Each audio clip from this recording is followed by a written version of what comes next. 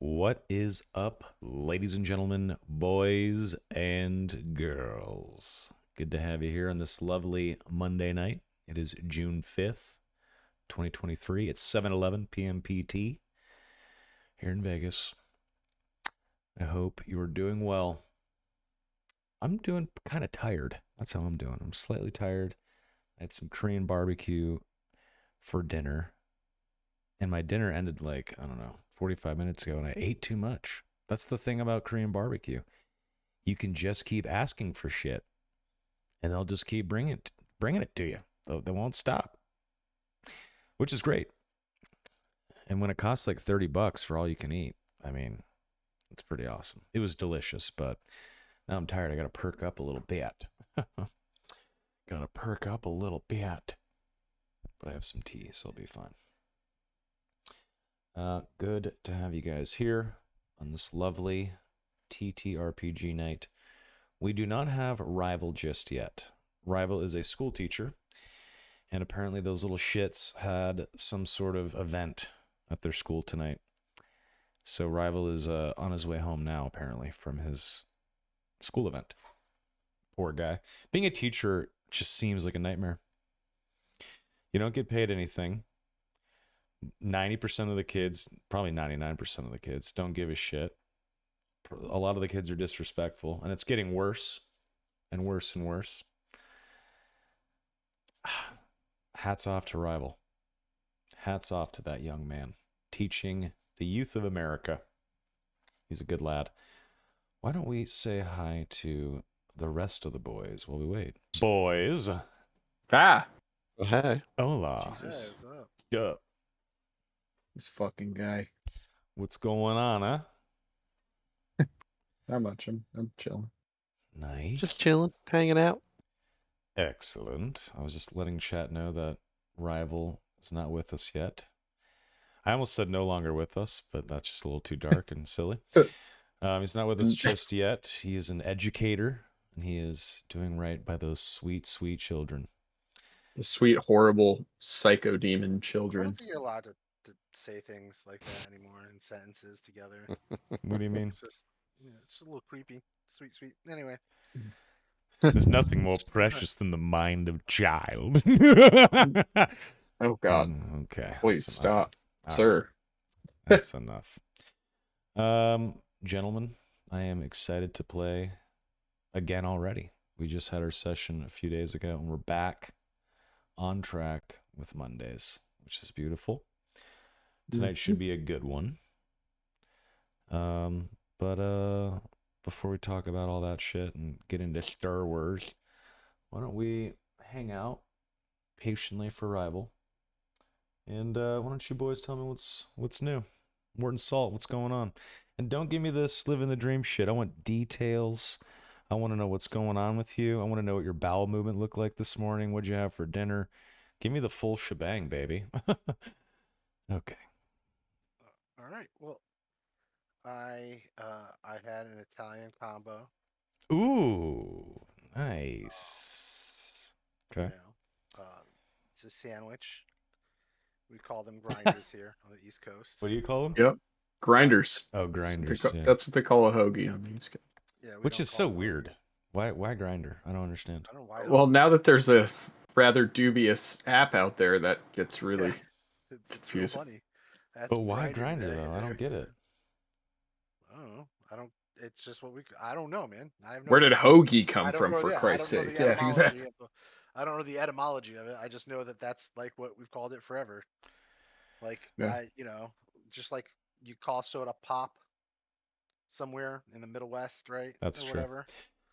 Horak just said, "Tell M Salt to speak from the diaphragm." I'm telling you, there's something weird about your headset, Mike. It's like I think you just got to turn it up a little bit.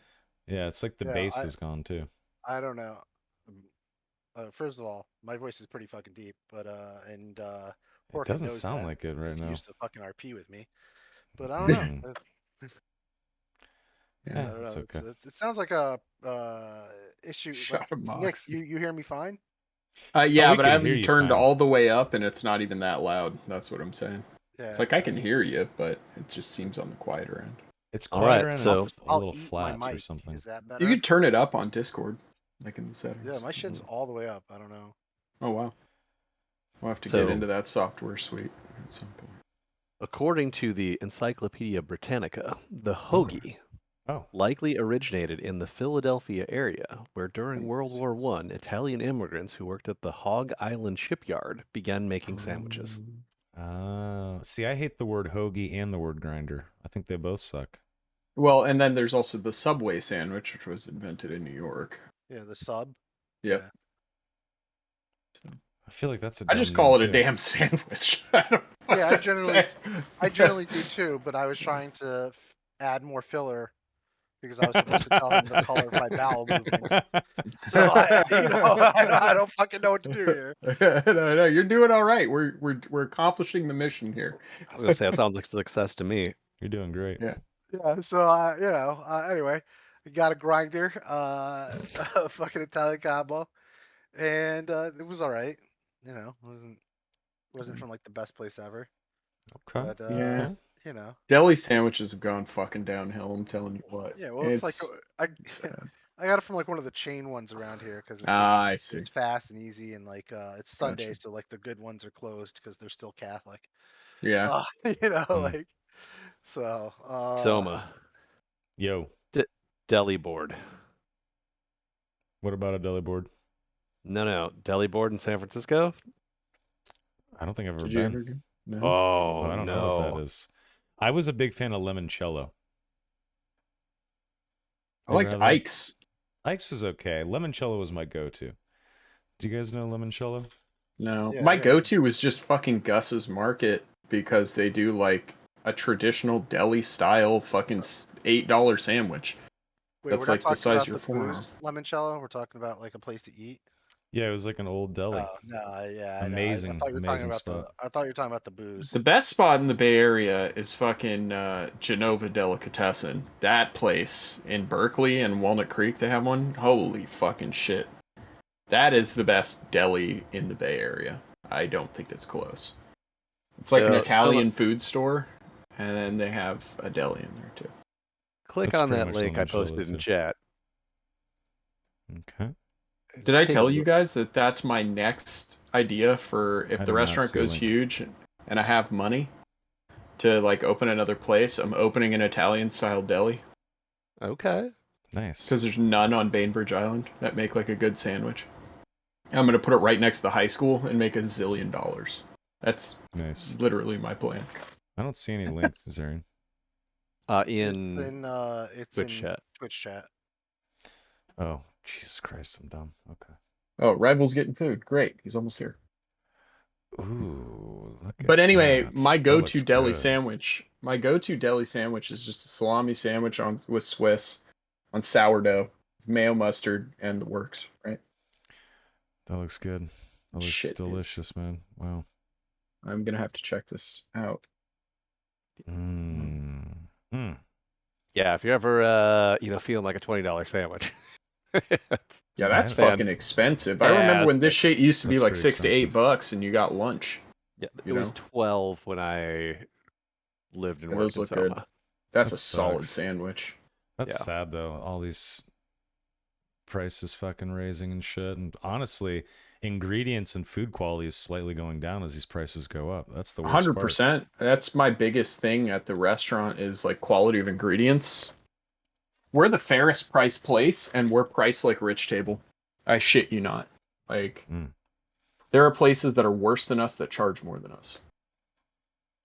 That is ridiculous. And they're doing fine? People are going in? I don't know about doing fine because I don't see their books, but they're still around, so I guess so. I mean, it's all about perception of value, right? Like, people pay $50 for a steak if it's good. Right. No one cares. But, like, also, we own a business in an affluent area, but people are very quick to be like, not enough food on the plate, fuck you, Right. And then we have to increase portions or drop prices, Because, like, perception of value is really important in restaurants. Of course. That's why, like, even though Rich Table's $1 zillion when we go and eat there, Soma, it's like we leave needing to be wheelbarrowed out of that place, and it never feels like you're getting ripped off, right? Right, it always feels worth it, yeah. Yeah, 100%, because the food tastes amazing and you're stuffed. So, Sticks, what's going on with you? How was your day? it was very busy. We were doing stuff at the bistro for like, we got up at like fucking 9 o'clock and we're up and moving by 10, and then we did all this, crazy shit. We redoing a lot of stuff at the restaurant. Tomorrow we have a meeting with the construction company to build a permanent awning. I'm very excited about. Because I fucking hate our temporary awning because we need to we always need to like pull it in if it's too windy, and that takes half my seating away, which is fucking annoying. So That is whack. yeah, so we're trying to fix that problem.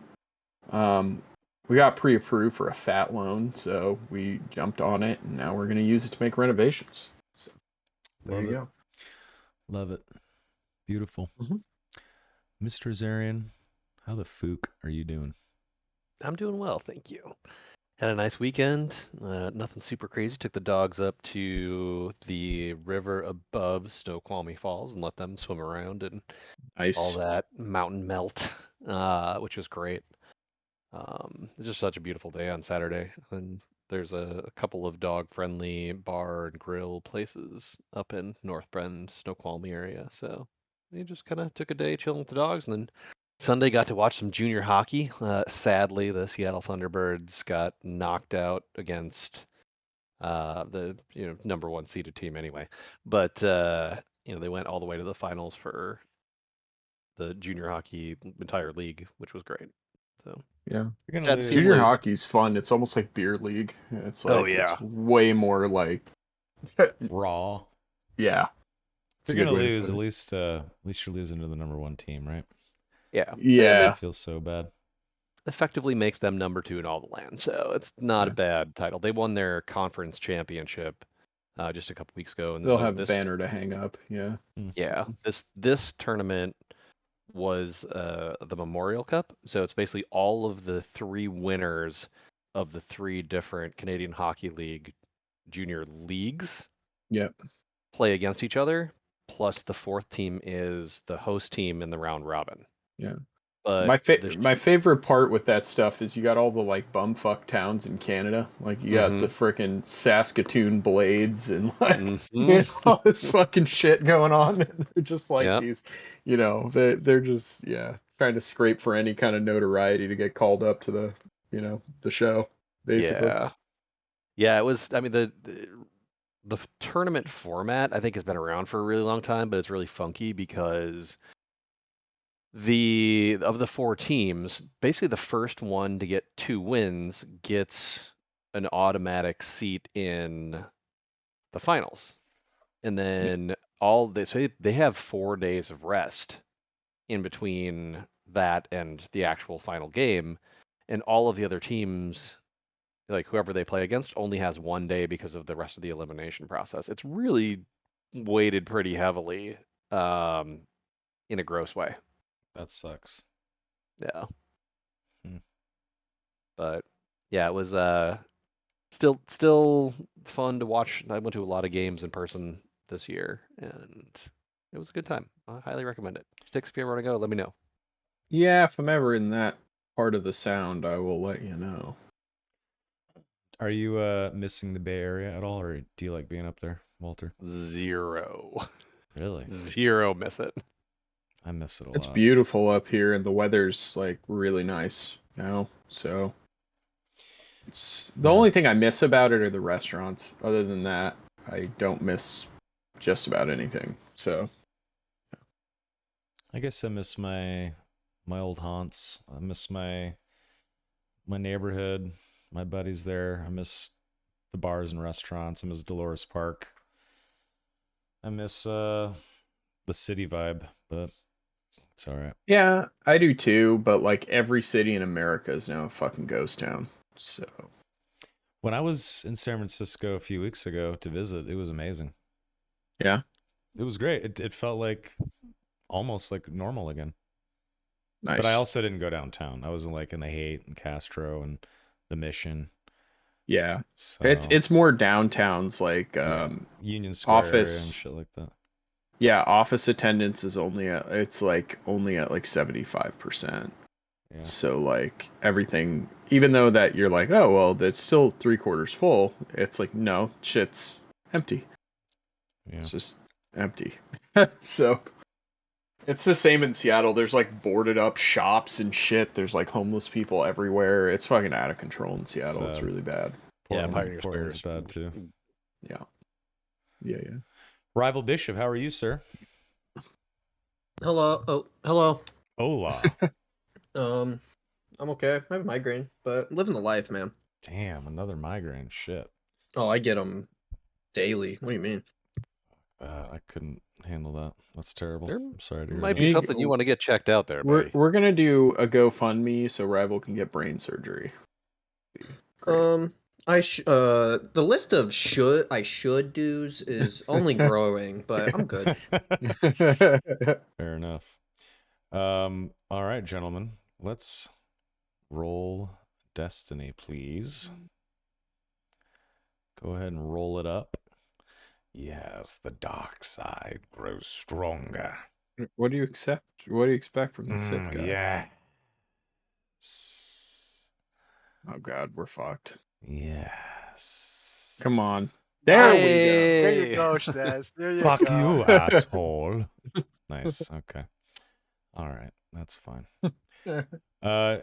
Gentlemen, what did you guys spend your XP on from last week? I'll go first. I got a force rating and a Nice. rank of grit. So Not bad. increase my strain by 1 and my force rating by 1. So now I roll 2 dice when I do force checks, which is Pretty damn good. awesome. Pretty damn awesome. How about you, Mr. Zarian? I took 1 rank in vigilance and 1 rank in coercion, and banked the other 5. Smart. I like it. Mr. Bishop. Mr. Bishop, you're the one. The one that makes path times. Okay, that's enough. Anyway, God. go ahead. I got 4 things. Ooh. Oh, damn. Technically 5. I got the armor tree. Love that. I got 2 talents out of said armor tree. One being toughened, which gives me 2 more wounds, which makes me go from 19 to 21. That's Jesus. really good. And I also got Gearhead, which I remove black dice per rank of Gearhead from mechanics checks, and I have the credit cost to add mods to attachments. Nice. And I got 1 rank in that. I went and got rank 2 in melee, so my sword skill is slowly increasing. And I also have a force rating of 2. God damn. You got force rating 2 as well? Holy shit. I've had force rating of 2 technically, I'm just now acknowledging it. Ah, that meditation with Nazar is paying off. I like that. That's wicked smart and cool. Al. I got a 3rd point in deception. Nice. Nice. Okay, go on. That's it. Okay. Beautiful. So to recap last session, which was Thursday, episode 10, you guys had just gotten back to the Rooping. You guys were mourning the loss of Del Tenro. You guys spoke with Sedna, Ollie, and Horace. They were sad to see or hear that Del had gone. You guys had put Del's body in the morgue at a sort of a security station close by in the city. And it was a sad moment as you guys sort of talked about Del and kind of ruined Sedna, Ollie's dinner. And everyone kind of just went to bed. The next day, there was some shopping that was accomplished. And you guys also got some info from Barry at the boss office via Ollie about the last laugh, Otis the Hutt's ship. You also were introduced to a new character, Laz, Al's new character post Del death. And he was introduced via Korik, who said that his agent Gideon needed some help dealing with the local hut and needed a backup blaster and a pilot to help him with some stuff he was working on. Laz came over, met the crew, and immediately helped get to work planning on how they would approach the last laugh when it got into orbit. You guys went over a few different potential plans with Ollie. One was take the Ashen Angel and fly up and just attack the ship outright and hope for the best in a dogfight. Not even a dogfight, it's a fighter versus a prison vessel. It would have been a bit of a lopsided battle in Otis's favor. Another was you guys could try to get in close with a smaller vessel and drill your way inside, donning spacesuits and whatnot, and trying to get in through the hull. Another plan that you guys liked the most was feign allegiance to Otis. Pretend that you are one of Kenak's lieutenants and that you are flying up to dock with Otis and fill in Otis on essentially an Onderon report of what's going on with his operation. What else? Am I missing anything? You guys decided that was the plan. You guys liked that the most. You guys went to bed, and at like 3-ish in the morning, 2 or 3 hours before curfew lifts, you, Nazar, got a knock on your door from Ollie. And Ollie had just gotten a ping from Barry that the last laugh, the prison transport, had just been pinged, that it had entered orbit of the planet, and that it was very close by. And he wanted to give Ollie and, in turn, the crew a heads up so they could make a move as quickly as possible before Otis started making his moves. And we ended the session with Ollie heading back downstairs. It's like 3-something in the morning. And Nazar is awake, just receiving the news that Otis and the last laugh are in orbit. And that was episode 10. Now we're starting episode 11 of Star Wars Shattered Frontiers. Gentlemen, take her away. Okay. I think Nazar is going to immediately go over to Gideon's room and knock on the door. And you said it's like 3 a.m.? Yeah, like Yep. 3:05, 3:10, Okay. something like that. 3:15. Yeah, Gideon, he's pounding on his door, grabs his sword, and opens the door. Nazar is standing there and says, Otis is in orbit. I'll get dressed. Okay. I'm going to start knocking on everybody's door. I don't know where Laz is, but... Sleeping outside. Oh, yeah, that's right. I knock on Schnez's door, or press the, the button. Call button. So Schnez kind of answers the door a little groggily. In his bathrobe. Last one doesn't.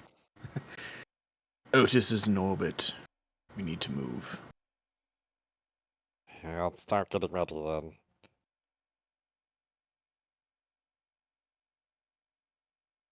Very well. Okay. I'm going to head downstairs and try and find Liz. Yeah, I'm gonna follow him downstairs. Okay. Schnaz, you're still on the stairs. That's fine. Yeah. Whoa. My bad. I zipped off screen. Did not mean to do that. It's all good. I open the doors and I, push on her shoulder a little bit, Laz. I say, Otis in orbit. It's time to move. Oh, all right. Let's get some something to eat and get going, huh? Breakfast? Breakfast? Yeah. No. But you can't go into a fight with an empty stomach. That's not good.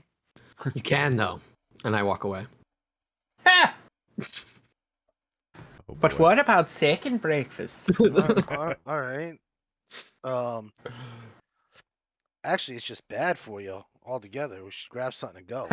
Toss you a piece of fruit or Yeah, something. that's fine. I'm just saying, you shouldn't do any physical, hard, strenuous physical activity without a little something. And as you guys are kind of chatting and walking down to the bar, Ollie comes out and sits down and kind of looks at you guys. Says, I guess it's an early start today, gentlemen. Yes, is there any way we can get some calf going? He nods and just gets up, disappears for a few minutes, comes back. There's calf, there's like some biscuits and like some jungle fruit. And Perfect. puts it on the counter for you guys, and he says, curfew doesn't lift for another 2.5 hours or so, 6 a.m. I can make a call though, see if you guys can be escorted to wherever you need to go. Seems like there's some activity going on tonight anyway. Really busy out there. I don't know what's going on yet though. Should I make a call? He looks at Laz and Nazar. Yeah, probably for the best. And do we have a way to get out there? We need a speeder. Let me see what I can do. He heads to the back. All right. While we're waiting for that, Laz eats a biscuit and some fucking fruit. Nice. How about that, Gideon? Did you say that? No. Take that, asshole. Did I say it in Laz's voice? Fuck you, man. Biscuits. I mean, if there's Okay. biscuits, I'm gonna grab one. I'm gonna grab one and sit back down where I was. Yeah, there's some like a couple of different fruits and some dry biscuits, but they'll Yep. do the trick. Yeah, Some take coffee that. and water. I have that and water. I'm just You guys that, and then- Oh, still God. very much trying to wake up, kind of sitting over at one of the side tables, and pulls out one of the bags of bugs that he had from earlier in the day, yesterday, I guess, and just kind of starts like nibbling very slowly. Okay. As you guys are eating, about 10-15 minutes goes by. Ollie comes back, walks to the bar, pours himself some calf as well. Takes a sip and he says, yeah, I knew it was busy out there tonight. Seems like in the southwest of the city, some gang violence happening between some Mandalorian gang members and some of the security forces in that area of the city. Not good. I guess with the Hut gangbangers on the run or whittled away, those Mando boys are getting a little brave.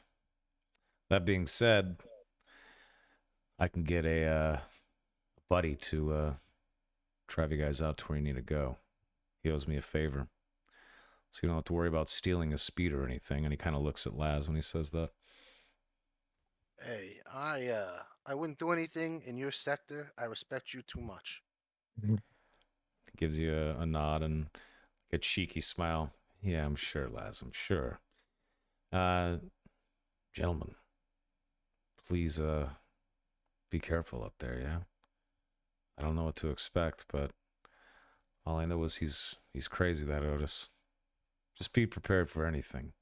And whatever scheme you've cooked up, good luck with it, I guess.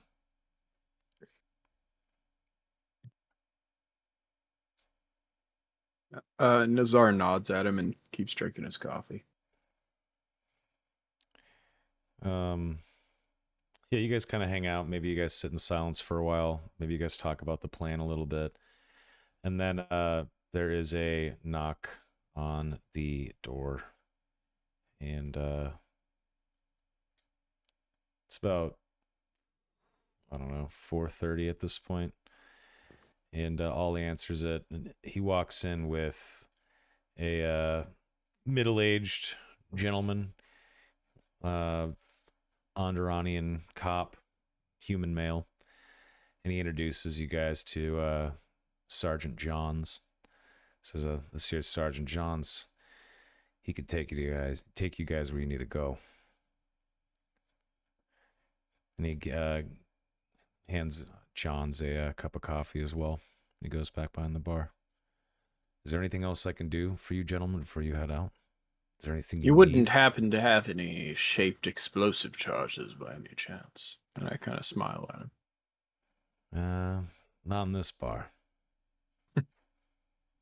Very well. Then I guess we best be off.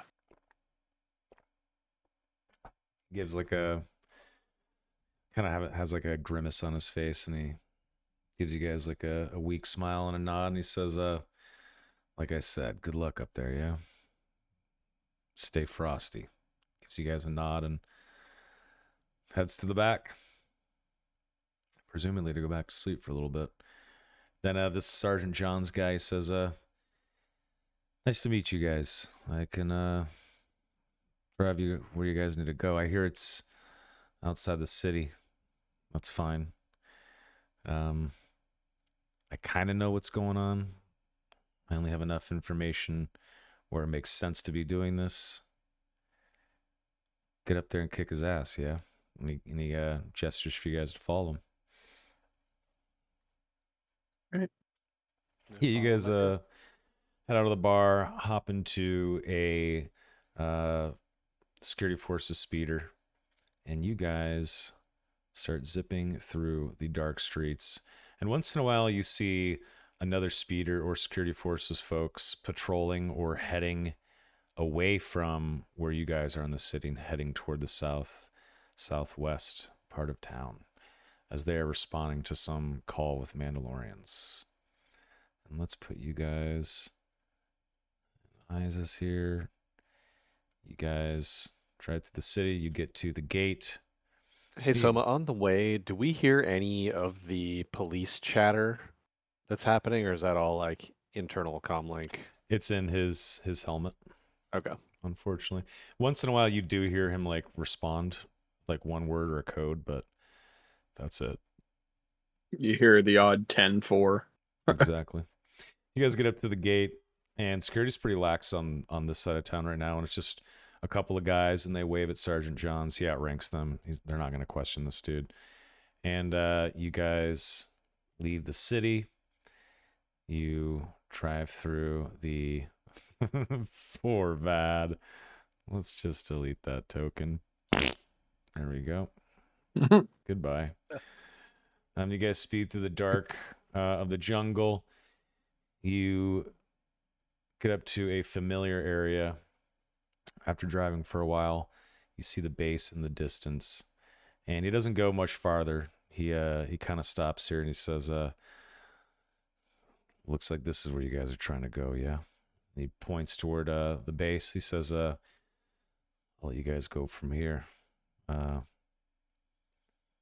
Good luck to you, and thanks." Gives you guys a nod as you guys hop out. I appreciate the service today. My pleasure. Yes, thank you, but know that there is no luck. There is only the Force. And then I walk away. He kind of cocks an eyebrow and tilts his head when you say that, like, what the fuck? What kind of weird shit was that? When he turns around, like when Nizar turns around and walks away, Lash just like shrugs at the cop. Yeah. Like Yeah. gives him like a little like salute and walks away. Nothing fancy, like the bullshit, whatever. The hand flip, couple fingers Yeah. off the eyebrow. One of Yeah, yeah. those. Yeah. Gideon gives some. Oh, No, go ahead. Gideon I was first. just gonna say, Gideon gives him a firm handshake and gets out. All right. I gesture for Gideon to walk with me, and I start walking first. Yeah, he speeds away. Now you guys are in the dark jungle, moving toward the base. Yeah, I start catching up. I walk backwards for a second just to catch my bearings and our surroundings, and I spin back around and walk forward with you. Okay. Gideon, Yes. this shall be one of our first great tests. The pirate base was a good warm-up, but you shall need to have your mind focused. It is critical that we use every opportunity to sense our surroundings and really absorb ourselves in the moment, shall we? The Force is our greatest ally in this battle. Gideon nods. Absolutely. And then I just speed on and walk into the base. Okay. So you guys get to the base, and you see that the gate is open, and it looks like some supplies are gone. There is still a speeder, like an older speeder. All of the little huts and sort of sleeping areas have been raided. You guys go to the landing pad, and luckily the shuttle is still there, and it's still locked, and you guys have access to it. But a lot of the supplies that were there have been picked clean. There's no sign of any fauna or boma or anything like that. Um, you guys don't know who's raided it. You don't know who has been there, but there's definitely been people here recently. And beyond one old shitty shuttle, or sorry, one old shitty speeder and this shuttle that was locked up, there is nothing else there. Okay. And in the distance, as you guys are walking down the stairs toward the shuttle, you hear faint roars of boma in multiple directions, slowly getting closer. So once we enter, I'll close the gate. Yeah, I was gonna say I was gonna do that also. Okay. All right, just to maybe buy us time, Totally fine. and then head towards the shuttle. Yes. No use. Knowing this place has been raided, and even if the GM says there's nothing here, Gideon has his weapon out, and he's kind of just expecting danger. But you know. Excellent. Cool. Yeah, you guys can freely board the shuttle. I can't remember which, is it Schnez or Gideon that has direct access, but you guys are good to go to board. I don't even remember. Someone's got the keys to this car. I'm sorry. Someone's got them. Shit, they were on Dell. Oh no. Oh, To the board. I just assume one of you open this up. Yep. And we'll go in. Yeah. Yep. We'll just say I do. It's fine. Start doing our pre-flight checks and all that crap. Mm-hmm. Yeah, so speaking of that, go ahead and jump in the pilot seat, Laz.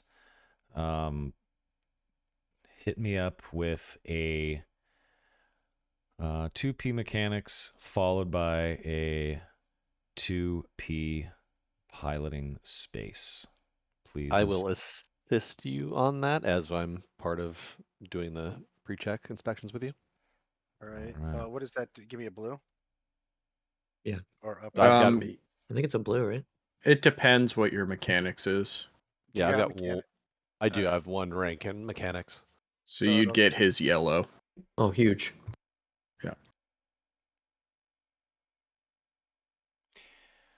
All right. Yeah, you just done a pre-flight check. This is your first time touching this shuttle. You want to make sure this thing is good to go. Hence, checking all the systems before you decide to take off. You don't know who the last guy to fly this thing was, and you assume you're probably a better pilot, Laz.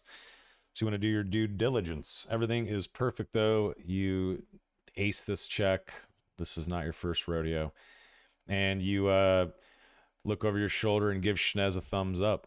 And you are clear to take off with a 2P piloting space. And Schnez is my co-pilot. I take it. Yes. So he's giving me help Well, it action for this depends. as well. Yeah, I can boost that as well. I have one rank in. I mean, I have 2 ranks, and I just need the blue, right? Yeah, it's a blue at that Yeah, point, it's right? an extra blue on there. I have a 4. Yeah, okay, we're fine. Yeah. Yeah. Oh no. Oh, that's wrong. Why? Well, just remove one of the. Just remove it. Yeah. Yeah, just remove a success. a success. Yeah, it still That's works fine. though. Yeah, you start this bad boy up, and it's a little rattly. The shuttle's not the best shuttle in the world, so it's a little turbulent going up, but it doesn't really stress anyone out. Those threats aren't that big of a deal. It's a slightly bumpy leaving atmosphere, but you guys do leave Onderon's atmosphere, and you get up into space. And Nazar, you know the coordinates as you were leaving. We'll say that Ollie gave you coordinates to where he is, Otis's ship is. And you guys start heading to the sort of galactic south, and you discover that his coordinates are sort of closer to Duxon the moon, actually. Ooh. So you Okay. guys, you start flying toward Duxon the moon, and as you sort of get close, you can see the ship, the speck of the ship in the distance. You can see the moon looming, and behind the moon, you see what looks to be a bright star, but in reality, it is the next closest planet to Onderon and Duxon, and that is Ambria. Ooh. You see a twinkling yellow and orangish in the distance as you close in on the prison transport. And as you get close, you hear Laz on the radio, an individual hail the ship. Who goes there? Hey, so was the question was the name of the lieutenant the guy like that's directly under Otis, Enoch? So the guy They're that like serves Otis, Enoch. his captain, is Jeed, and he's on board with Jeed. Otis. Yeah. Keenak was the main lieutenant running the show on Onderon, and his right-hand man was Norik. Mm. All right. I'm going to try to bullshit my way onto the ship by As you just should. saying, I'm spooky. Oh no. I'm gonna use Huddies and Nice. you know, uh, resupply. Looking for Jeed. Used to work for Enoch. Serious trouble down on the planet. Got a lot of reports to give to the boss. Yeah, this is Jeed, and says resupply trouble. Yeah, it's a good thing we rushed back. Go ahead and give me a. What would be the right social check for this? Because you've Deception. It's not necessarily deception because you've given good information. Is it still not trying to deceive someone? It is.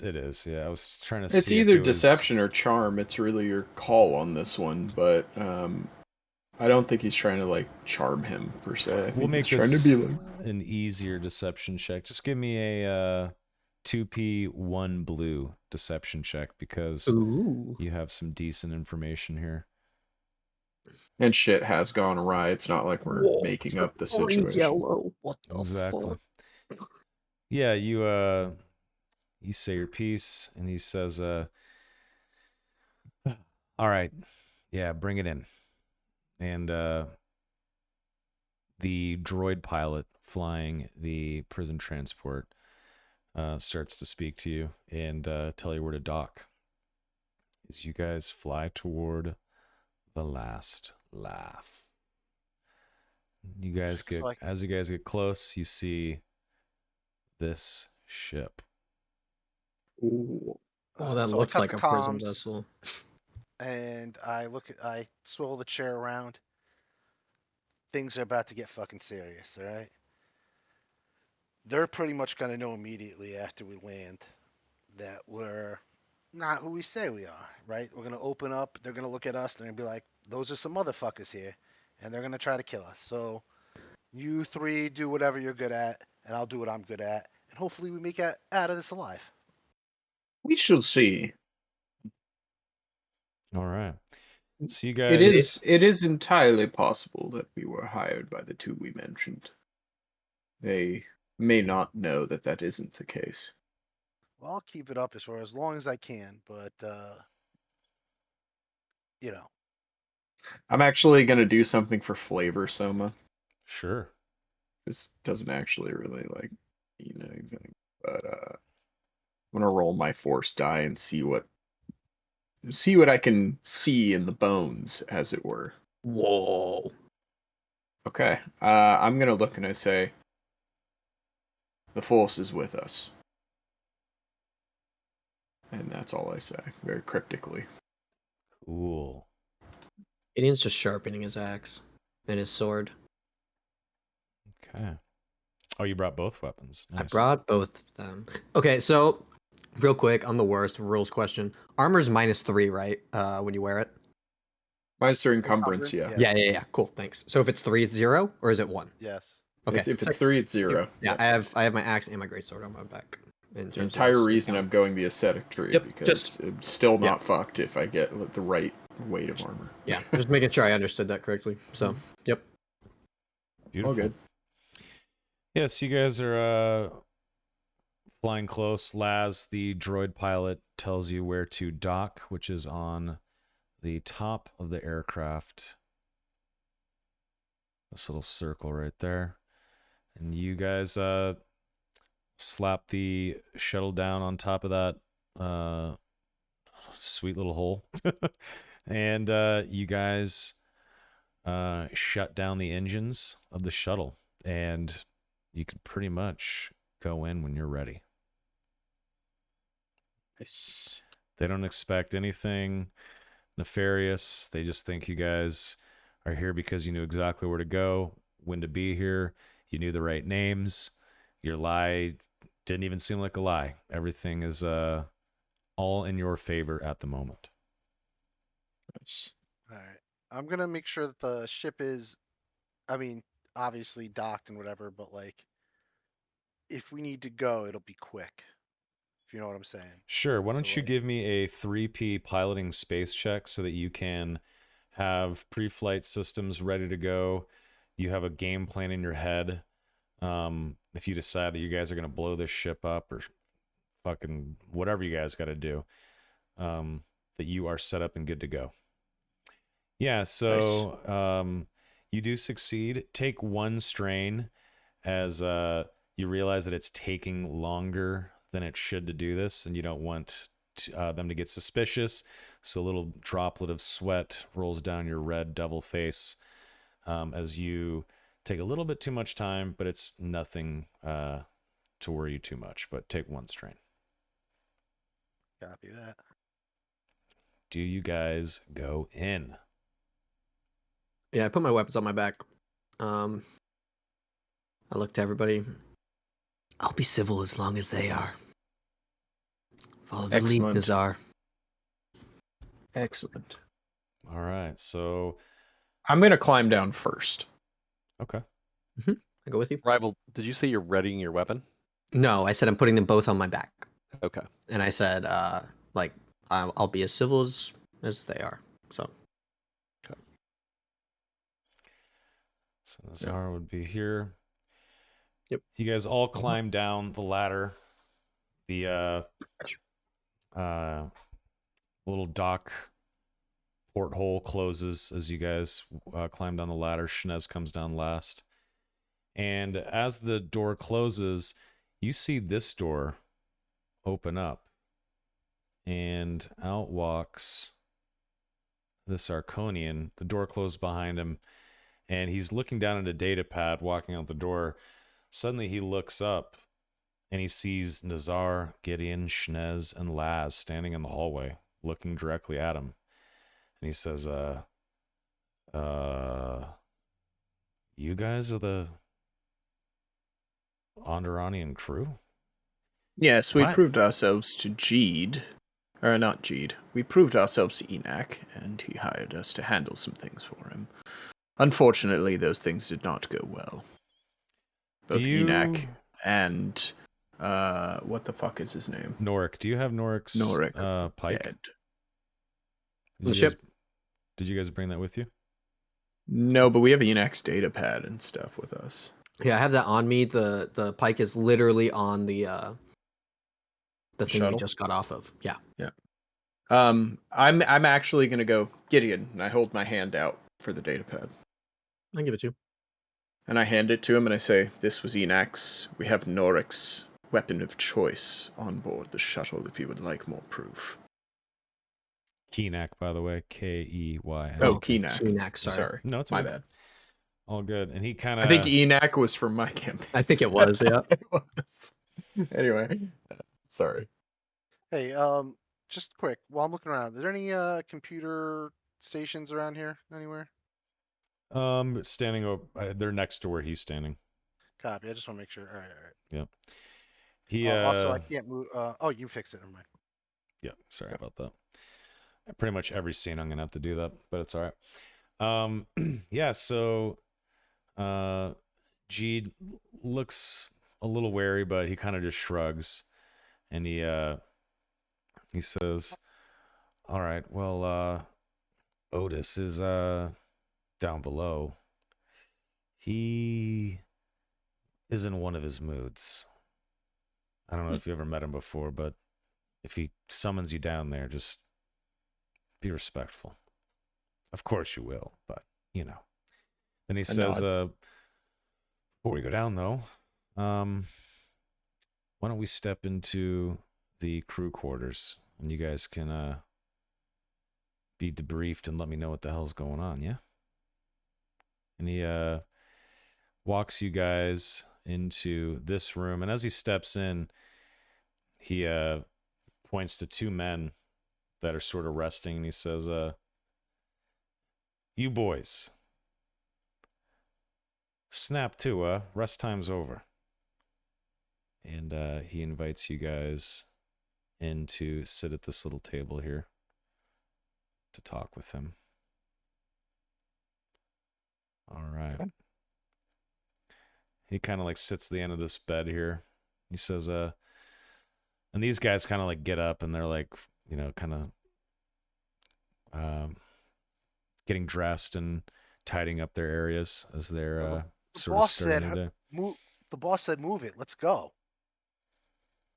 Yeah, these guys step outside. I say to the guys that are getting ready. Yeah, they step outside. One goes into the mess. One goes to the shitter. Can't get good help nowadays, right? I'll say. So, what the hell's going on down there? The new crew came in, started wiping people out. It's crazy. The Mandalorians are taking over. It's bad. It's real bad. Yeah, certainly not good. Pirate base. If that was the story, but that's a story for another time. Let's just say there are more elements at play than just Mandalorians. Like what? Game question. Sure. For last, since I've been in the sector for a long time, have I ever met Otis doing anything? You never met Otis before? You've heard of him, but you never met him before. No, yes, like what? Like a little group called Darkstar. His head snaps towards you whenever you say that. What about Darkstar? Well, we left them a nasty surprise. I don't think anything will be happening, but we cleaned our tracks very well on that. But they had a pirate base close to the Hapes cluster that, well, we got some good intel on. And, well, let's just put it this way. They won't be bothering anyone anytime soon. He takes his data pad and he says, give me details on that. Where was the base? What'd you do? What happened? Otis is going to It was a mobile asteroid base near the Hapes cluster, floating in the belt. I don't know what Darkstar was up to there. Apparently just taking the cut from some low-life pirates. But we had some intel that there may be something of value there. Turned out to just be material goods. But we rigged the self-destruct system to show up the next time anyone goes in that base, so I wouldn't enter if I were you unless you plan on never coming out again. He kind of laughs whenever you say that you've rigged and goes, yeah, good job, guys, good job. Indeed. Maybe Keenak is capable of hiring the right men for the job once in a while. Was. I should state, Keenak did not survive. Hence the datapad. Yeah, give me the details on that, too. Oh, my. Well, as we stated, the Mandalorians are getting more brazen. There were a couple attacks on the landing pad base. And this is on 2 separate occasions we were attacked, and on both occasions you lost a lieutenant, Norik and Kinak. Mandos, huh? Give me a just a 1p deception. Oh, Nazar. fuck me. I am going to use... Okay. I have Sense Emotions, which gives me a blue dice to all charm, deception, and coercion checks. There you go. So we'll give that, and it's 1p. Okay. Does anybody want to assist me? Yeah, I'm No gonna. assistance here. Oh, No no, assistance? Fuck, Yeah, okay. it's just you talking. Yeah. So maybe my story is dubious, but not a complete failure. So. Interesting. Mando's getting that bold with Kinak. Huh. Laz is gonna speak up. Listen, our information as far as Genak goes is honestly secondhand. We were off dealing with the Dark Star stuff while that was happening. We came back, everybody was fucking dead.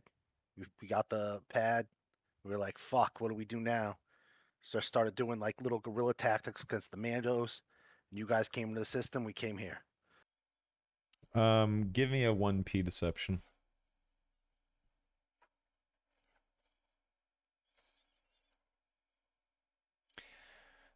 Very well. Very well. Unfortunate about Kinak. He's a bit of a bull-headed fool, but he was capable. Let me see 1 second. Let me check something. While you're checking that, Nazar will be, yes, my storytelling is not the best. I apologize. He just shrugs. He says, all right, well, I'm sure Otis is going to want to talk to you. He's going to want to hear everything you just told me again, so be prepared. And, like I said, he's in a mood, so, just be careful down there. And don't look in any of the cells. He doesn't like when his playthings are disturbed. Yeah. He, Got it, Chief. Yeah, he gets up and walks out. And as the doors are about to close, says, I'll be back. And he steps out and heads back to the bridge for a while. You guys have a little bit of time to yourselves in here. So how are we playing this? We actually going to go face to face with the hut? I hold my hand up to you to stop you. Are there any devices in this room for listening? I say as quietly as possible. So Shnez will start to kind of check things out. See if there's any recording devices, microphones, that kind of stuff that are easy to find.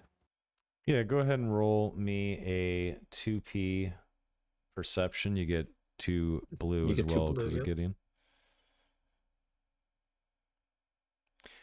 There is definitely a camera in the room pointed right at you guys, and it definitely can pick up audio. So Shnez will kind of casually look around and try to subtly gesture to the other ones with his head, kind of a little double point in that direction. Yeah, I If you just want me to signed roll on. for that. I'm gonna roll with the conversation. Say we will play this by talking to the boss, seeing what else he requires. I know this is just scary though. I signed on with Kenak. All of a sudden, I'm talking to the big boss. You know, it's a delicate situation. Very delicate indeed. So, have to make sure we make no missteps. You guys are speaking. The toilet door opens up, and this guy walks out, sort of tightening his belt. And he kind of like walks up to your table and he says, yeah, so, are you the guys fucking things up down in Onderon? Is that what we had to fly back here in a hurry? You guys made a mess of things? Oh, no. We are the cleanup crew. He kind of laughs. He says, I don't think so. That's us. We're here to bail you guys out. Yes, whatever you say. Listen, Slick, same team here, right? Let's just try to help each other out and get ahead in this world, this crazy galaxy. He doesn't really know what to say to that. He kind of just like, yeah, I guess. Then he walks out and goes to the mess as well. Okay, a little bit of time goes by, and Nazar is quietly, eyes closed, meditating at the table while the time passes. yeah, Jeed walks in and he says, "All right, well, Otis is pretty pissed off about Keenak and Norik. I tried to tee up a conversation, but he wants to know who the hell you guys are. He's never heard of any of you, obviously, but that's okay. People come and go in this business, right?" And then he Indeed. says, "Feel free to head down below." And he Would you permit us a moment to grab Norik's weapon, just as a token? it's on the shuttle. Yep. Yeah, that's fine. He just shrugs, and he just says, "Call the I bridge. kind of look. Call the bridge Yeah. if you need me." We shall. I nod at Gideon to go get the thing. I look at you. My hands are full. Yes, you can hand it to me. I go up and get it. Give it to you. Okay. All You right, have we'll his head down ceremony then, I pike. guess. When I'm in the Pesky hallway spike. and stuff, Mhm. what is like? I mean, I'm looking. What's personnel look like? Like, is this what it is? There's no one in this hall You hear at all. two people talking in this little kitchenette over here. Okay. There's no one else in the hall. You do notice. Give me a 2P perception. Yep. I get 2 blue. Excellent. You notice that at the far end of the hall, over the door leading to the cockpit, that there is a mounted turret that can pop out of the ceiling and engage with intruders. Right there. Yeah. Okay, cool. So you do notice that it's recessed right now. It's or it's not recessed. It's up in the ceiling right now, though it's not activated, so you don't have to worry. But you do see that it could pop down. I go up, and when I'm in the shuttle, I whisper on the comms, "Mounted turret in front of cockpit," and I grab the pike and I Yes, we come got back our down. hidden earpieces. Yeah, cool. Does Awesome. Laz have one? I mean, how No, are you guys gonna fix? I don't think he has one. So He I'm doesn't just have one. I'm saying it to those of us that can hear it. 3 out of 4 of us knowing is good enough. Got it. Okay. I grab the pike. I come down. I might be a little slow because I'm technically over encumbered. Actually, that's gonna remind me that I have Dell's earpiece from his effects, and I am going to offer my hand out as kind of a weird, awkward handshake to to Laz. So I want to do like a weird thing. So it's like kind of almost a mix of skullduggery and something I actually am able to do. It's like a quick draw. I could take anything out of my pocket as an incidental or put it in. So I kind of want to like quickly take it from him and put it like in my ear as like a, you know. You're gonna give me the too cool for school fuck my handshake thing, but actually put your earpiece in? Yeah, it's like so fast. No. Like I take your handshake, but I put the earpiece in so quick it like, you know, it might obviously if they're looking at like the thing right then they'll probably see it, but like it's a very quick movement. It's not like I grab it and then spend like the next minute putting an earpiece in. Got it. Okay. I Yeah, feel I'd like say that's probably smooth and just fine. Especially if you have that as an incidental part of your character. That's totally cool. Yeah, so if you guys want, you can head down below. I think we should. I'm excited. Okay. Let's see this fat turd. I know this. Yeah, so you guys head toward the stairs. And as you are walking downstairs to go below, we are going to go on break.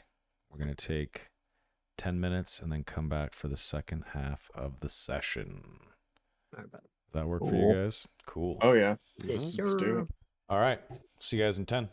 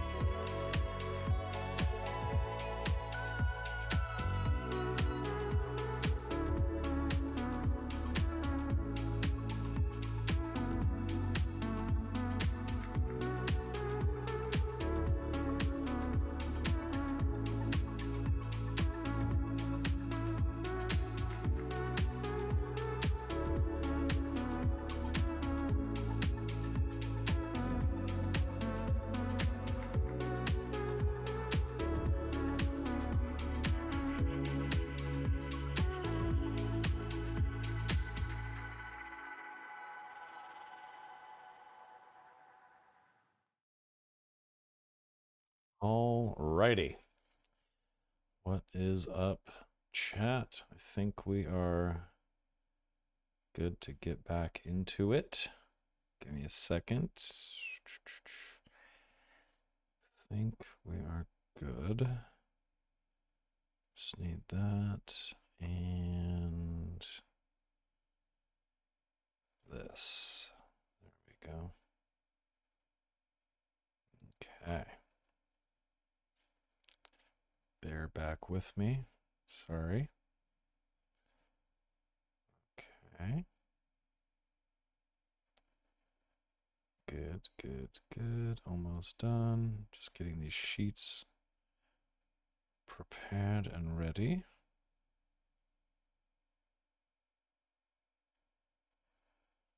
There we go. Excellent. Okay. Let's hop back in, ladies and gentlemen. Okay. Shut up, dude. Hey, Soma, Al fixed his careful. volume. Yeah, Al's gonna be loud. Oh. I'll talk He's a little bit. louder, but it's not Yeah. intolerable. For me, Just at for least. just for someone's volume. That's all I was saying. Honestly, I think you sound on par with everybody else now. I agree. Say something, Mel. Something. Say something again. Something. Say something again. Something again. Count to 10. We'll do a talk after saying these sweet lefties. Damn. Okay. You are just unhelpful. I did count to 10. Seems Just a little better. not English. Yeah, I I could heard turn it up sweet more. hutties in there. Yeah, turn it up a little bit more.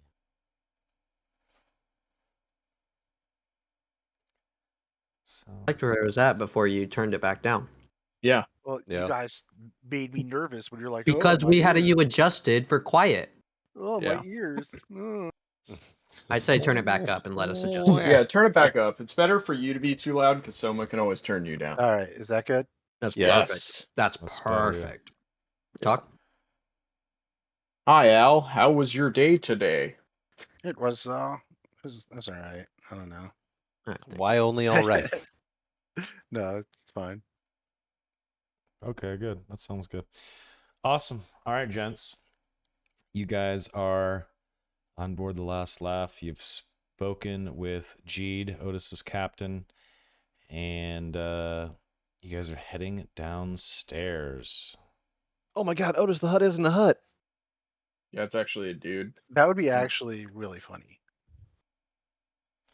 No, that would All not be right, so funny. we're gonna throw It you would be guys hysterical. up It's just some here. dude that like is I'm totally a hut. That's He just does what Soma does and makes up Huttese words. Exactly. Yep. All right, so you guys come down the stairs, and there's like a little. This door is open, and it's like a kitchen, and this is an airlock, and there's some random supplies, nothing to write home about in this little cargo area. And there's a door in front of you here that's closed, and it says control room on it. And then there is doors, another set of doors here that lead farther into the belly of the prison transport. any ceiling turrets? Give me a 2P perception, please. Damn it. And any cameras or other general security devices like we had in the cruise quarters? Yeah, anybody doing this gets 2 blue, by the way. So Gideon, you're standing right here in the middle of this room. You look around, you scan the edges. You don't see a turret. Yeah, maybe I'm quickly looking, a little sloppy. Getting a little Can we make the anxious. check as well? Sorry, who else wants to check? Can I make the check? Sure. Yeah, 2P perception. With 2 blue.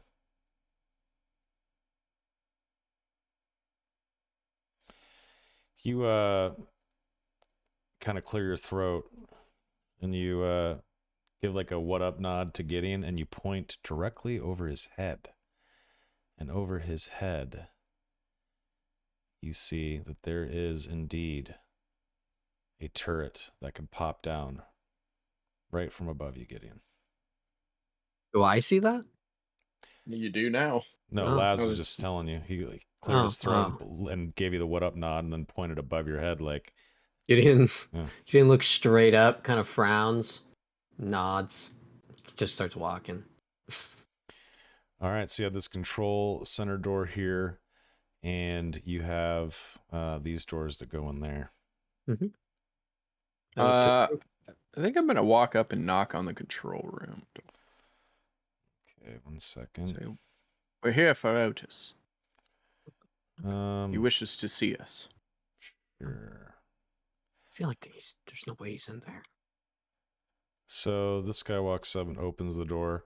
You see another guy like at a control desk behind him, and he says, "What do you want?" Otis wishes to see us. Can you direct us to him? He shouts behind him, "Unlock the doors," and this door pops open. All right, I walk in. Anyone else going on with them? You guys can all pile in. Yep. There's a you guys cannot get through this door yet. It's like a pressurized thing. Yeah. Yeah, it's like a Pile in. dual set of security doors. There's a window here. He's actually looking at you guys. You guys all pile in. Door closes. This one opens up, and you guys can walk in. All right, I walk in. Okay. You guys walk in, and you see some dudes sitting at tables. You see that there is... Actually, as you walk in, give me a perception check. Whoever wants to. Everyone? 2P. Probably. Well, it's someone who's more perceptive than I. Okay. Shnez, you're kind of watching the back. You're not really paying attention to what's inside. But the rest of you... I only see what's obvious. Yeah, you Let's put it see that that way. there is yet another turret in the ceiling that's not recessed. There's dudes sitting at these tables. They look like guards. And as you look all the way into the back of the room, you see an insane looking security droid that's just sitting in front of this door. But you don't see a hut. And as you guys are standing there sort of looking to the room, these guards kind of look up and they see you. They don't really give a shit, though. Everyone sort of comes in. And Laz, you notice to your right that there is someone in this cell. It is a Gran, and he's kind of hanging on the bars, just staring at you guys as you walk in. So I'm gonna notice that he's there, but not look, if you know what I mean. Okay. Like side eye. Peripherally. Yeah. Yep. In your periph, you see this prisoner. And then, let's see here. Did you roll perception, Nazar, or no? I did not, because I'm not actively searching the room. Got it. Gideon, as you guys step in a little farther, Gideon, you see... How much farther do you guys come in? I got one thing Gideon could see if you guys step in farther. I'm like all the way up here. I don't know why we stopped. Yeah. Okay. I'm kind of just walking into the room expecting Yeah. to see a hut, and I don't see one. You Yeah, guys that's walk in. exactly what I was doing. Gideon, what you see in this cell over here are a couple of bodies with sheets over their bodies. You can tell their bodies. One is small and the other is like adult sized. Small in terms of size. Yes. Like child sized almost, maybe. And they're dead. Where? Obviously. In this cell. Your clicks aren't showing I can't up. see the I think ping, you're on the sorry. wrong layer. For pings. Okay. Then I would. Do I see that like as I come around the corner, or do I see that like as I'm paused and like stopped? It's just as you walk in, as you would be walking in toward this table, you just notice a couple of dead bodies in there. Yeah, I think maybe I like hesitate for a second, and since Nazar's behind me, maybe Nazar like nudges me along. I shove you on the shoulder. Exactly. Keep you moving. I stop here, but I kind of double back at the I whisper cell. in your ear. I say, now, we are not here for merchandise. And as you guys sort of come in, go ahead and Pile in a little bit. You see this massive security droid. Does anyone examine this droid? I mean, just from here. From a distance, sure. Yeah. What would be a check to identify like a droid? It wouldn't be mechanics. Would it be an intelligence check or? It would be a knowledge of some sort because you're just kind of going off of what you see. So, let's see. It could be knowledge education. Sure, if anyone If it was wants to roll a knowledge education to identify this droid, you can do that. If it's a tactical droid, you could suggest knowledge warfare. Let's go. Yeah. The difficulty. 3P. Yeesh. Nope. Schnez, if you roll, you can get a boost die. 1 blue. 3P? 3P, 1 blue. I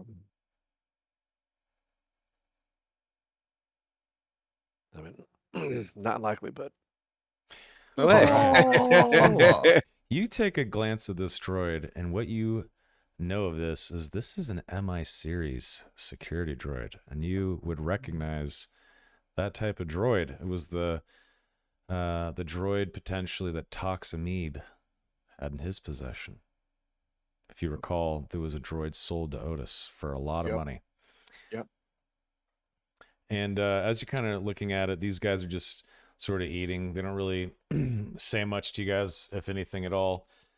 They kind of ignore you. And this droid suddenly steps aside. And the doors here open. And as the doors open, you hear a woman scream.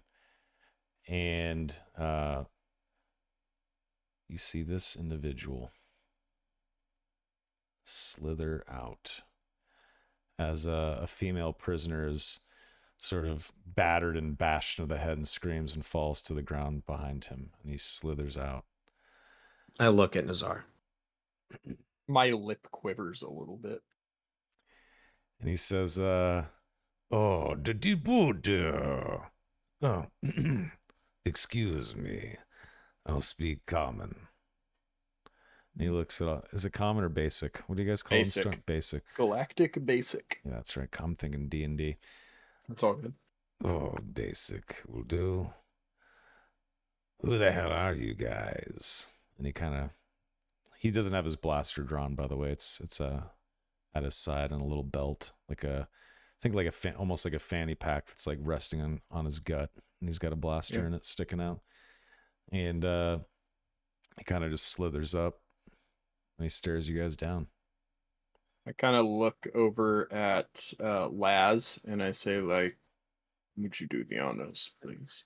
So in Huddies, I bow and I say, marvelous, magnificent, opulent Otis. We are your servants. That is who we are. He gives like a deep guttural Hut laugh. Good, he says back to you in Huttese. Then he directs the conversation to you from here on out, Laz, and he says in Huttese, so tell me, what the hell is going on down there on Onderon? Why am I rushing back to this place? Well, it is of obviously no fault of your own. Management that was in charge made a few faulty movements, angered too many people at once, and brought it down on their heads. And we wish to remedy the situation by getting guidance from you, O magnificent one. He kind of gives like a fat nod, his like neck fat jiggles a little bit, and he says, and tell me, who are the old Mandalorians that are messing with my operation?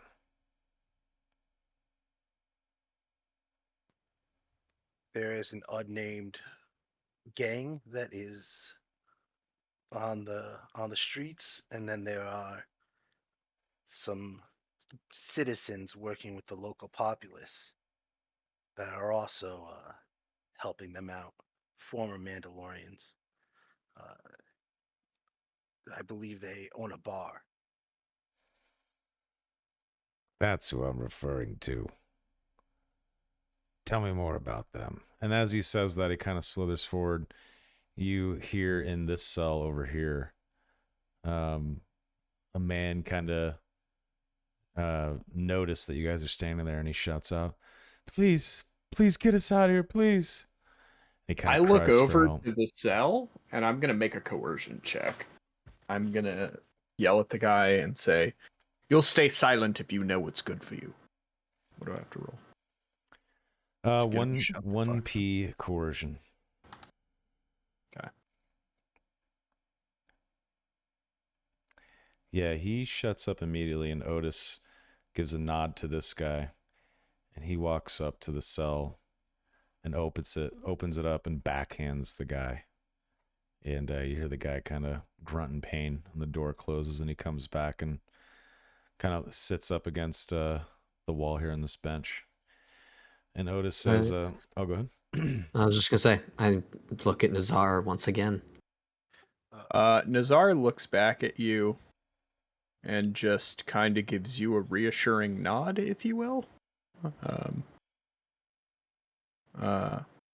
I might step over and just say very, very quietly, "No, now, Gideon, don't get feisty." How loud do you say that? I whisper it.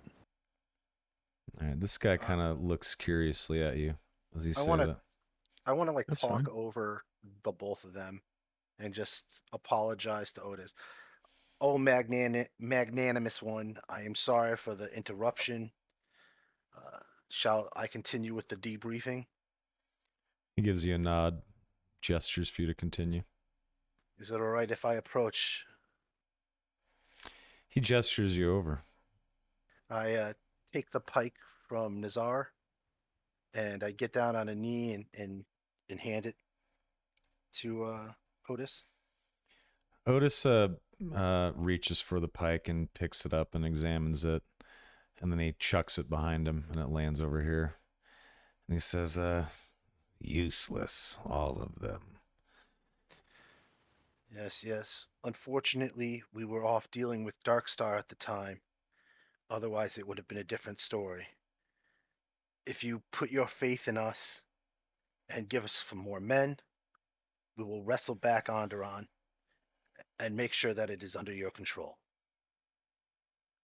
He considers your words, and he says, "Tell me more about Darkstar."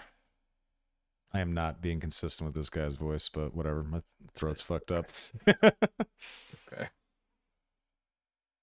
They had a asteroid base. They were operating out of, selling weapons, we assume, to the Mandalorians, our opposition. So me and the team that you see behind you went to the asteroid base, killed everyone there, and rigged it to blow. So the next time someone lands, goodbye. Otis laughs when you say that. And he slithers over, grabs some food item off this table, grabs something, slams it into his mouth, and he says in Huddies to these guys to drag this prisoner out of this back room here, dispose of the body. And they walk in. They drag a young woman out, probably in her 20s, human. She is bleeding from the skull, dead. And they start pulling her toward the airlock area at Masterful the one. front of the ship. Masterful one, if you don't mind me saying, you must be powerful and wealthy indeed to have such a droid in your service. He nods and he says, it's new. Just got it from some Nemoidian.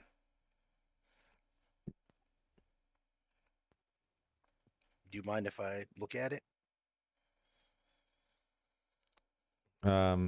He give me a charm check. Give me a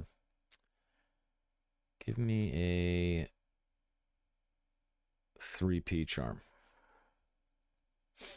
It's an odd request, potentially. It is. I'm going to use a light side point. Okay.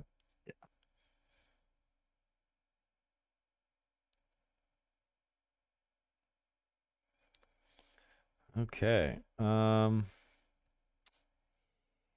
He says, what are you, a fan of droids or something? Go ahead. And he gestures and he walks up with you. And he kind of slaps you, the side of it and he says, yeah, these MSI security droids are they're a beauty. Yes, they are. Yes, they are. You are certainly magnificent to own one such as this and just rule us as you do. He gives you a nod and he says, okay, well, I'll tell you what. I need gestures for you guys to sit down at the tables. I'm gonna wait for him to turn his back. Sorry, Schnooze. I'm gonna do some crazy shit. I'm gonna wait for him to turn his back, and I'm gonna put a restraining bolt on this droid. Okay. He starts walking back toward the table, but he's still kind of just looking at the whole room. He's not really turning his back because he's fucking huge, and his back is to this corner, and he's just fat. Oh yeah, I'll skullduggery it. I mean, I'm just trying to Okay. slip it out onto it. So these guys are right here looking in Otis's direction. Otis is looking at all of you pretty much, and you want to try to shove a restraining bolt on this guy. Oh, so, I'll actually say, Nizar, you should tell the boss here how that Dark Star mechanic died. He'll love that story. Ah, yes, it's a fascinating tale. If you would like to hear it, oh great one. He slithers up and rests his arm on the table and looks at you. Yes, so... What's the skullduggery check now? Yeah, before I go on. These guys are like right here and they can clearly see you, so it's going to be difficult. Sorry, but it's going to be 4p1 black. Yeah, I'm going to use the other light side point. Okay. Yeah, absolutely.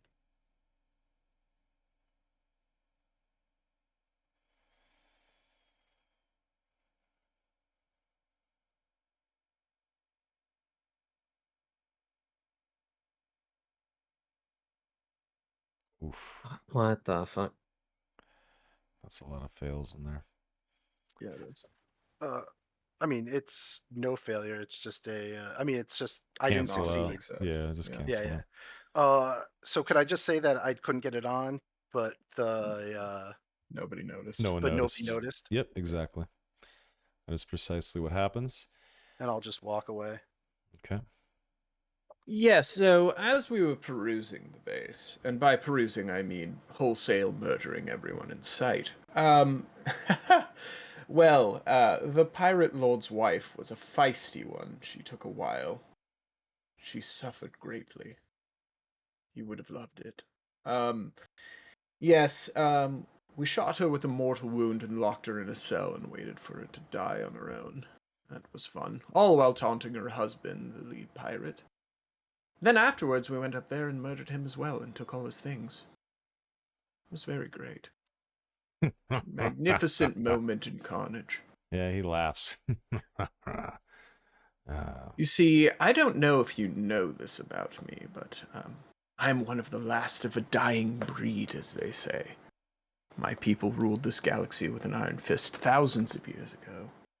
Through bloodshed, tyranny, and all manner of other useful tactics for rule. Ah, those were the days. And he But alas, all good things must come to an end. And good things will begin. And so the Huttese Empire will rise. And Indeed. you will be a faithful servant, won't you? Oh, yes. He looks at all of you and he says, well, I'm pleased with such a dastardly bunch. I suppose I want you to finish the job that Norik couldn't. Oh. Kill those old Mando bastards. Destroy their bar. Crush their puny little resistance, so that we may regain footing on Onderon. Too bad Dell's not here. He might have agreed to that just out of spite. Yo, I'm not gonna lie. Dell would have been like, "By the way, all these people work with them. You should murder them now." What Now, the Dave, I fuck? love you. Oh no. Anyway, Yes, is okay. he can stay. As you say, as you guys are listening to those words again, this man, he runs to the door and he says, please don't leave without us. Please get us out of here. Please, he's gonna kill us. I'm begging you. I look at Otis and I say, "You're going to have to do something about that mouthy one." Otis laughs and he points at this guard. He says, bring him out. Guard walks over. He pulls out this older human from Onderon. I have a question. Or maybe not from Onderon, just an older human. Go ahead. While the guard's walking over, is everybody looking at those guys again? Otis is just looking at all of you, at the guard, waiting. He's just kind of looking at the group, waiting for this guy to fetch this dude. This guy's just sitting at the table, looking at the group. He's kind of, his gaze is going back and forth between the guard and the group and Otis. He just kind of... I look at Nazar. So he pulls out the prisoner and drags him over here. And he throws the prisoner down and he kind of falls to his knees right in front of Nazar and Gideon. And Otis says, in Huttese, he says a couple of words and laughs. Then he looks at Gideon and Nazar and he says, do me a favor. Cut this one in half. And he looks at both Gideon and Nazar and he says, you both have capable weapons. I don't care which of you does it, but I'm sick of his whining. I put my hand on Gideon for a second. Like I squeeze his shoulder and then I stand up and I say, oh, I can do better than that. And I want to use the force to pick this dude up and chuck him across the room. Because I feel like that'll be more impressive to the hut. Okay. I like that. And this way also, just like, so, you know, if anybody's wondering, this way I can like chuck the dude, do something impressive, but maybe I don't have to kill him. Okay. So I'm going to walk up to the man and I'm going to lean down next to his ear and whisper something in his ear. And I'm going to do it as menacingly as possible, but I'm going to kind of try and disguise it as a play along, and I'm going to try and chuck him across the room. Okay, whenever you say something to him, I feel like that should be a roll. Yep, it can be. You can do... I don't know what a whisper would be. It's a deception roll. You want him to get in on your scheme. Yep. It's a whisper. There's people all around you. Give me a 3p 1 black deception. Oof. Yeah, I'm screwed. Oof.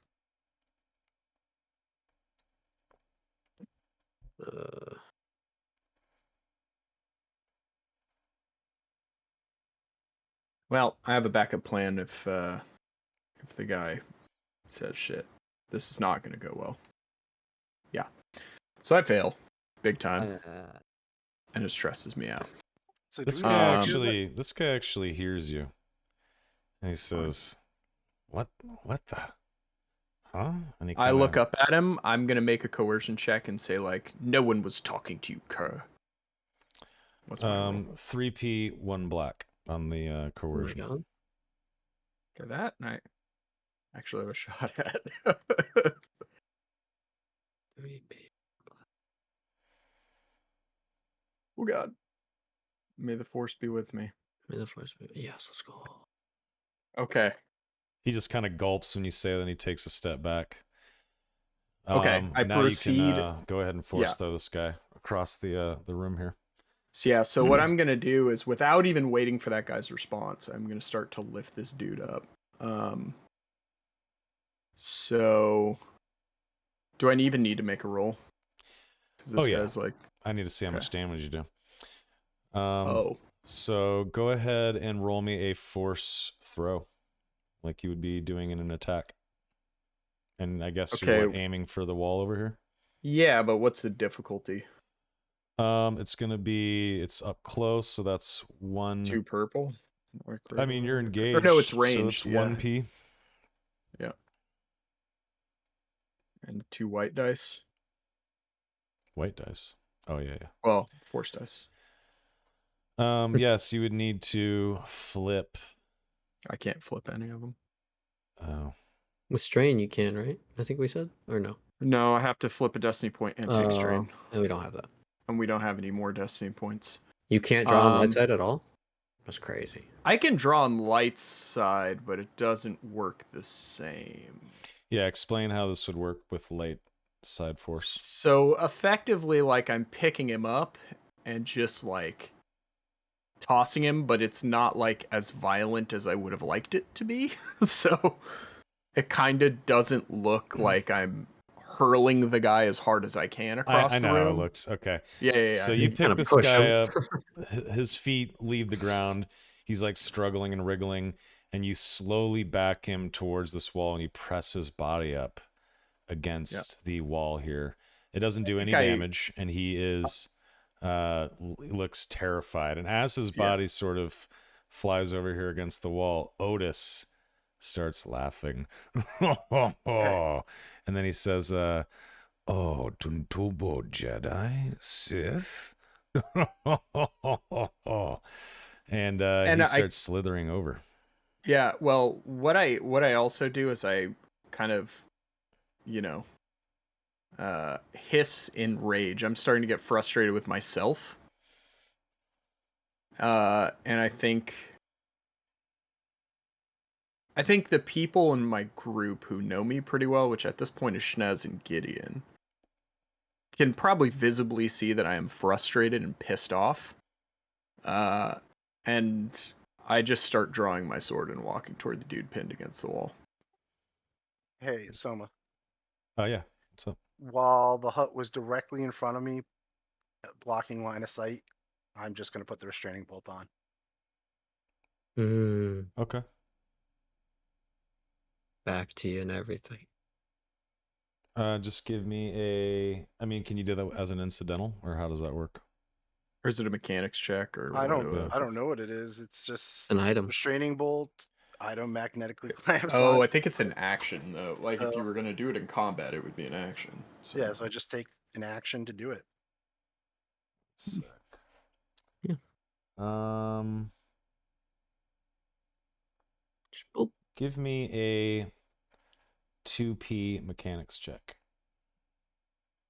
as you place it on the right spot.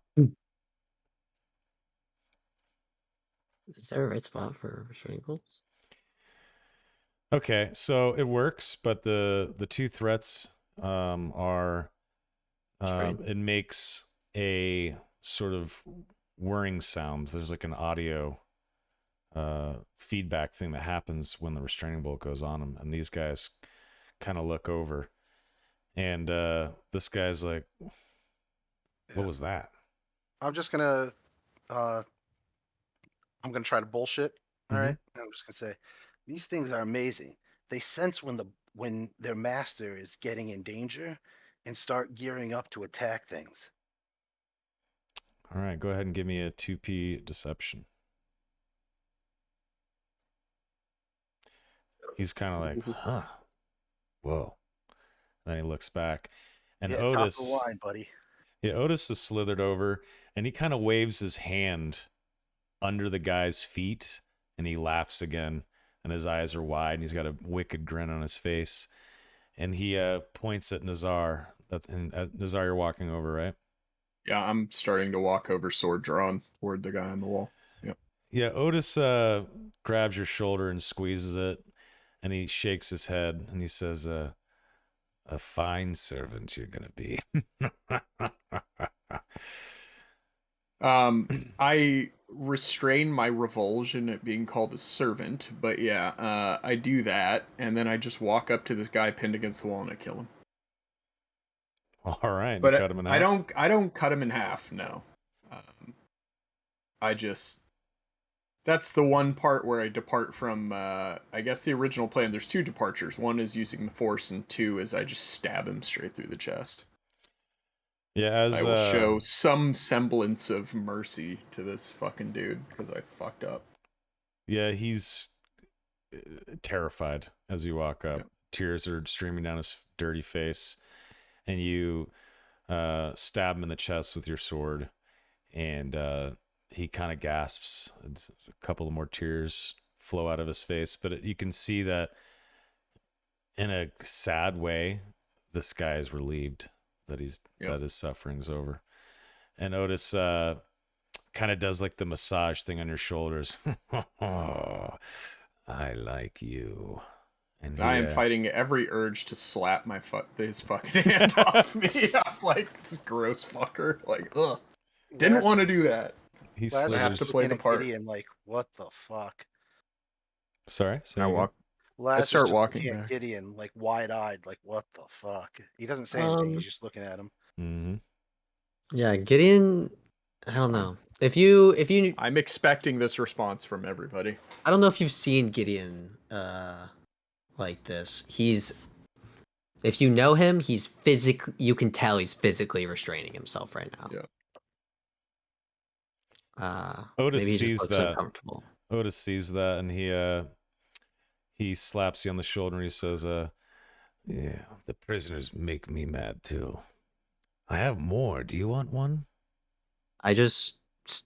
All Gideon does is just stares at the shoulder that the hut just touched. Yeah. Then oh well, he's a bit caught in the moment. Otis kind of just laughs, and he slithers over and he says, "You, Kubaz, what's your story?" So Schnez you're a little too quiet.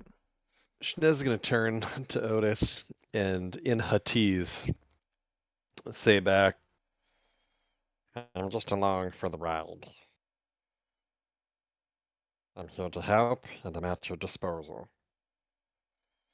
Good. And he slithers back to his droid.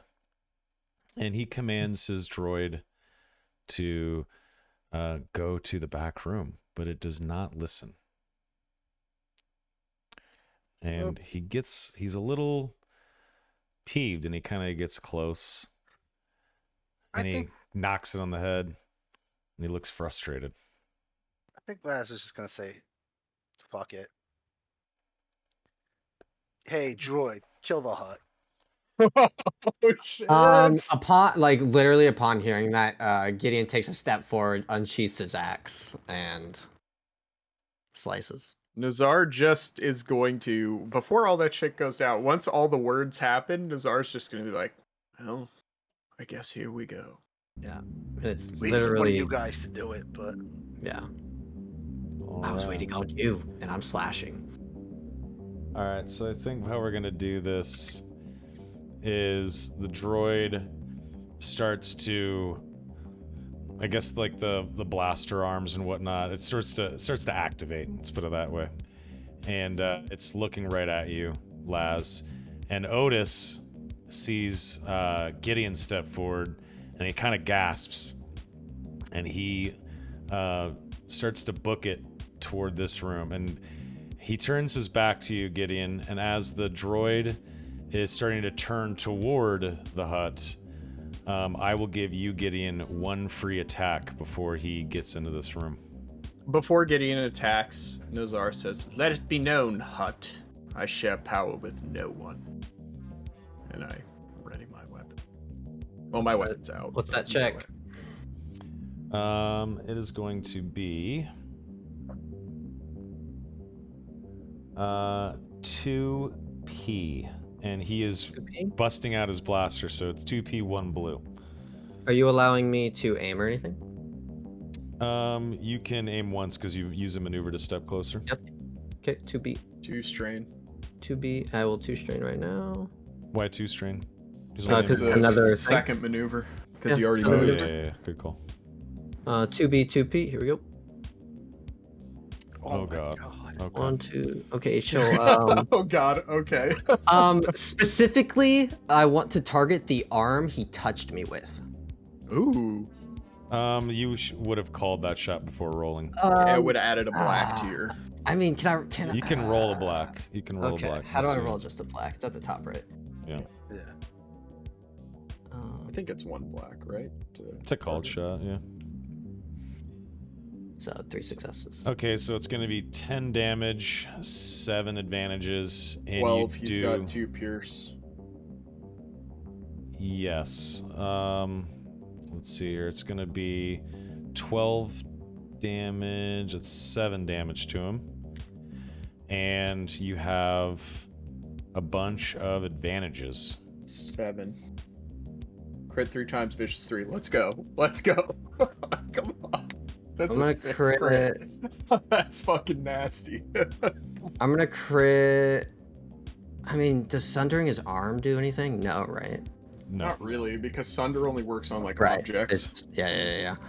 So yeah, I'll crit 3 times. Plus vicious And- 3. That's a plus 60 crit. Mm-hmm.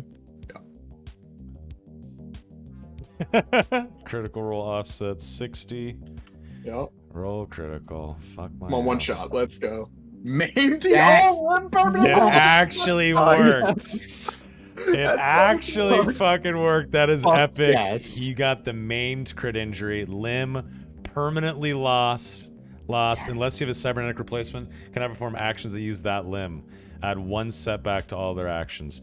You chop his left arm off as he turns his body and he tries to slither away, and he screams in pain and slithers in and slams this door shut with his other hand, and this door closes. And he is fucking pissed. Yeah.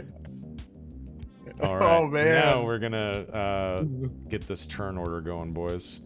That was so sick. That Oh was my great. God. That was cool as hell.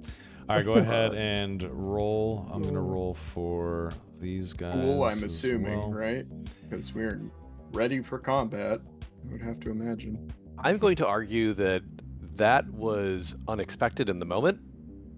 Oh, good. It's vigilance for everyone, yeah. Okay. I'm gonna say I started it.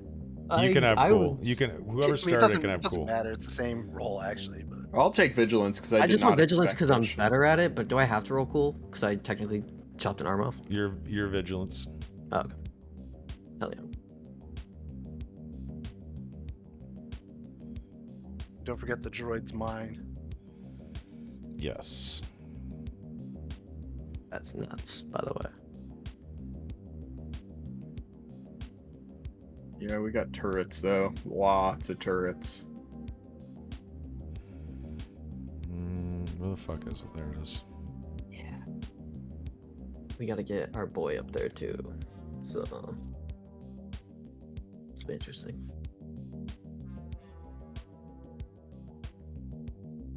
One of those NPCs is on our side though until further notice though. Yes. The droid. Mm-hmm. Oops, I did not mean to do that. How do I add something in? What do you mean? Oh, custom? In the cog you do add turn and then you call it PC.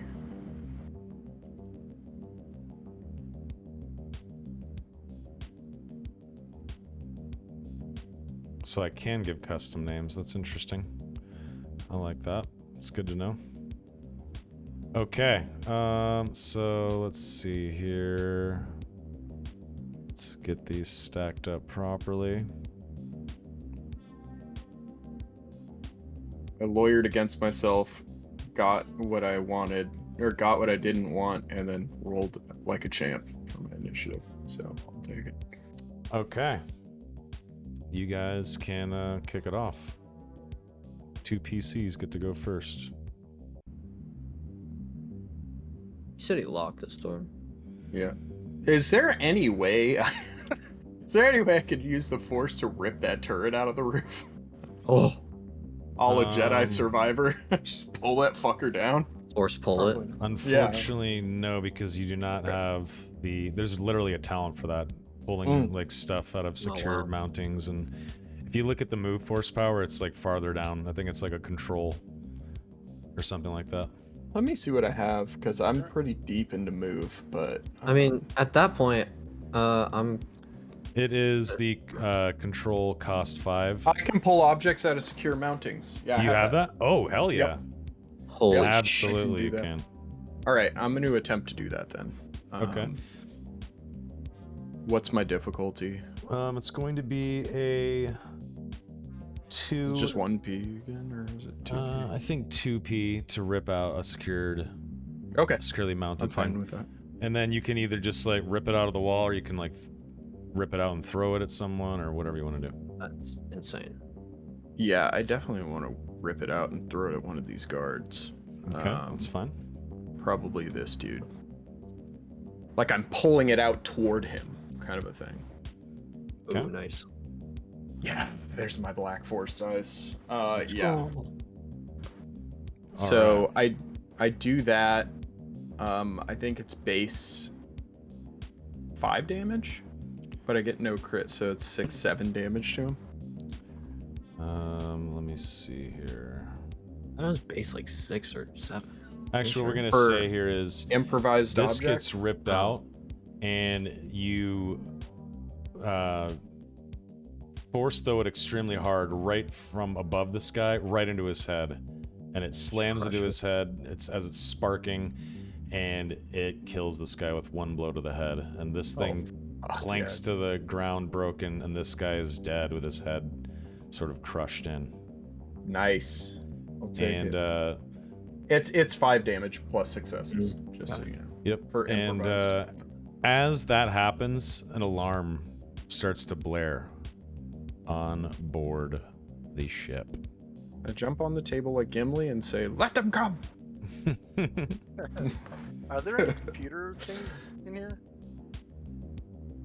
In the control room. Yeah. Uh, Alright, that's my turn. I fucking yank that shit out of the roof and crush a dude's skull. I'm very happy with that. Okay. Good job. This is also fucked. There we go. so we're trapped in here? Pretty much. And the droid here is just standing right behind you, Laz and Gideon, and its guns are just pointed at this door. Mm-hmm. Well, I'm gonna go next unless there's any... Actually, can I go next? Sure. Alright, just because I want to direct the droid so that when it goes, I'm going to tell it to guard our backs. Anything that comes through the back door and I point to it, obliterate it. Okay. That's what I tell the droid. All right. And there's no access for this door anywhere? For this door? Yes. Yeah. Oh, yeah, there's a panel on the outside, yeah. Alright, I'm gonna try to get into the panel. All right, it is going to be a pretty difficult computers check for this particular door. It's going to be a 4P, 1 black computers check because there is now a fight happening. There's like a lockdown. Yeah. Yep. Yeah, I'm just gonna data spike it. Okay. Whoa. Data spike Computer lowers spikes. it by 2, I believe. And I think it gets rid of something. Hold on. So you can reduce down to 2P. And it's a one-time use, but it's now a 2P. Yeah, it's huge. That's amazing. That's very, very good, yes. That's like 2P, legit 1 nuts. black. Oh, Fucking oh, A. you forgot What? you didn't put the black in either. Oh. I'll reroll the whole thing. Yeah, I might as well just reroll the whole thing. I will allow he, you. he messed it up. I will allow you to re-roll it once with the black. Okay. God damn it. Let's go. Let's No, go. it's more badass to see you actually data spike it. It's more fun. Triumph, dude. Holy shit. So, It is more fun. I go up there, I jam the spike in, I open the door, I look at Gideon, and I do like one of those sweeping bows, like, after you, sir. Kill the Please. Kill the disgusting beast. Yeah, no, I don't even say, I just. I say after you, that. sir. Yeah. I hate this guy. All right, so that's your turn. That's awesome. The droid walks over here and it raises blasters, and Schnez, you're right in the way as it points I its pointed blasters. at the door specifically. Yeah, right here. Exactly. He's pointing his blasters right at this door, so if they open, he'll blast whatever. And Schnez, you were standing in the line of fire. Next PC. I'm gonna go. This door's open. I'm gonna step forward. You dare fucking touch me, Hut. And I'm gonna kill him. Also, I fucked up with your last hit. He is an adversary, so it should have been 1R. Okay. That is 1 my R fault. That's instead my of fault. 2P? I fucked up. It is 1R, 1P. And I also fucked up his defense. I messed up a lot, let's put it that way. I fucked up. But it's going to be... It was cool, that's why it's okay. It's 1R, 1P, 1 black. Is he wearing armor? Just don't fuck up the final boss of the campaign and like one I blue did as in well. D&D, alright? Oh, One You'll blue be because fine. he has a blaster. he does have a blaster, yep. I'm gonna aim, so 2 blue. Okay. I'll take 2 straight. Okay. Here we go. Alright, so you do... Let's see... That's 8, 10, 5 more. That's 12 total. And what are you going to do with that triumph, sir, as he cries out in pain as the axe cuts into his body? Put him down, Gideon. That's a crit 4 on top of his previous. Yeah, let's fucking crit him. Okay. So with crits now... It should be a 5 altogether. Yeah, that's So also... I have a previous, and then the offset is 4, right? So I previous keep... one. So I don't... Do I get rid of the 60 critical roll offset and just type in 40? Yeah, it's gonna be 40. Yep, because he has a previous crit, so it should be 5 altogether. What do you mean 5 altogether? Because he has a previous crit on him, so that adds 1 more to the modifier. Oh, so it should be a critical roll offset of 50? No, it should be 40. It should automatically take into account that he's been crit previously once before. Yeah, because he has the 1 already. Got it. Yeah, see the 1 times 10 thing, and then 40. It's a 71. You slash, do like an underhand slash, and you actually cut into the bottom of his belly. And he cries out in pain as you do that. But he is still alive. That bastard. Even 10 It's damage. fucked up, Jesus. though. Jesus. Alright, next PC. So that would be me. Is there anybody in the cell behind? There's Where no I'm one sitting here. right now? There's a guard here who is panicked and looking around like he doesn't know what the fuck is going on. No one in the cell here. Alright. In that scenario, I am going to use a maneuver to ready my rifle and take a shot at that panicked guard. As an incidental, I'm gonna shout out, Schnez, get away from that droid. Mm-hmm. There's 2 giant blasters pointing at you. You might want to take the strain to move. Back of your head, yeah. Your call, though. Yeah. You could do like a roll over this table, land here, and then shoot the guy. Yeah, that's fair. If that's Roll easy that. for us. Strain. Alright, it's gonna be a 1P shot for you against this guard. Okay. And I do get 1 blue for accurate 1. Yep. Just roll over the table, shoot this guy. How does it look when you kill him? So Shnez's gonna kind of roll over the table, land with his weapon out and ready, aimed right at the guard. Just take a shot, and just lands square in the chest. Yeah, it's a clean kill. He dies instantly. Does a Wilhelm scream and Street Fighters. He just looks verklumped. He doesn't know what the hell to do. He's looking at all the chaos. He's got Nazar next to him. He just saw this guy like force toss a guy across the room. Otis just got slashed and cut. The droid isn't listening. His world is melting as his chest gets shot.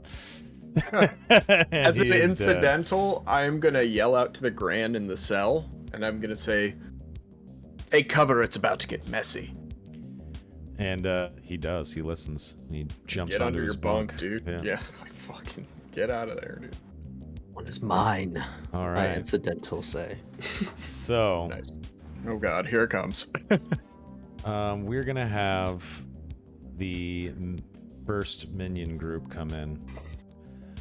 These guys come running through the door, and the door opens, and this guy immediately takes a shot at you, Nazar, as he comes running in. Actually, they're all running in, so they're all gonna kind of take a shot. Yeah, it's a minion group shooting at me. I gotcha. Yeah.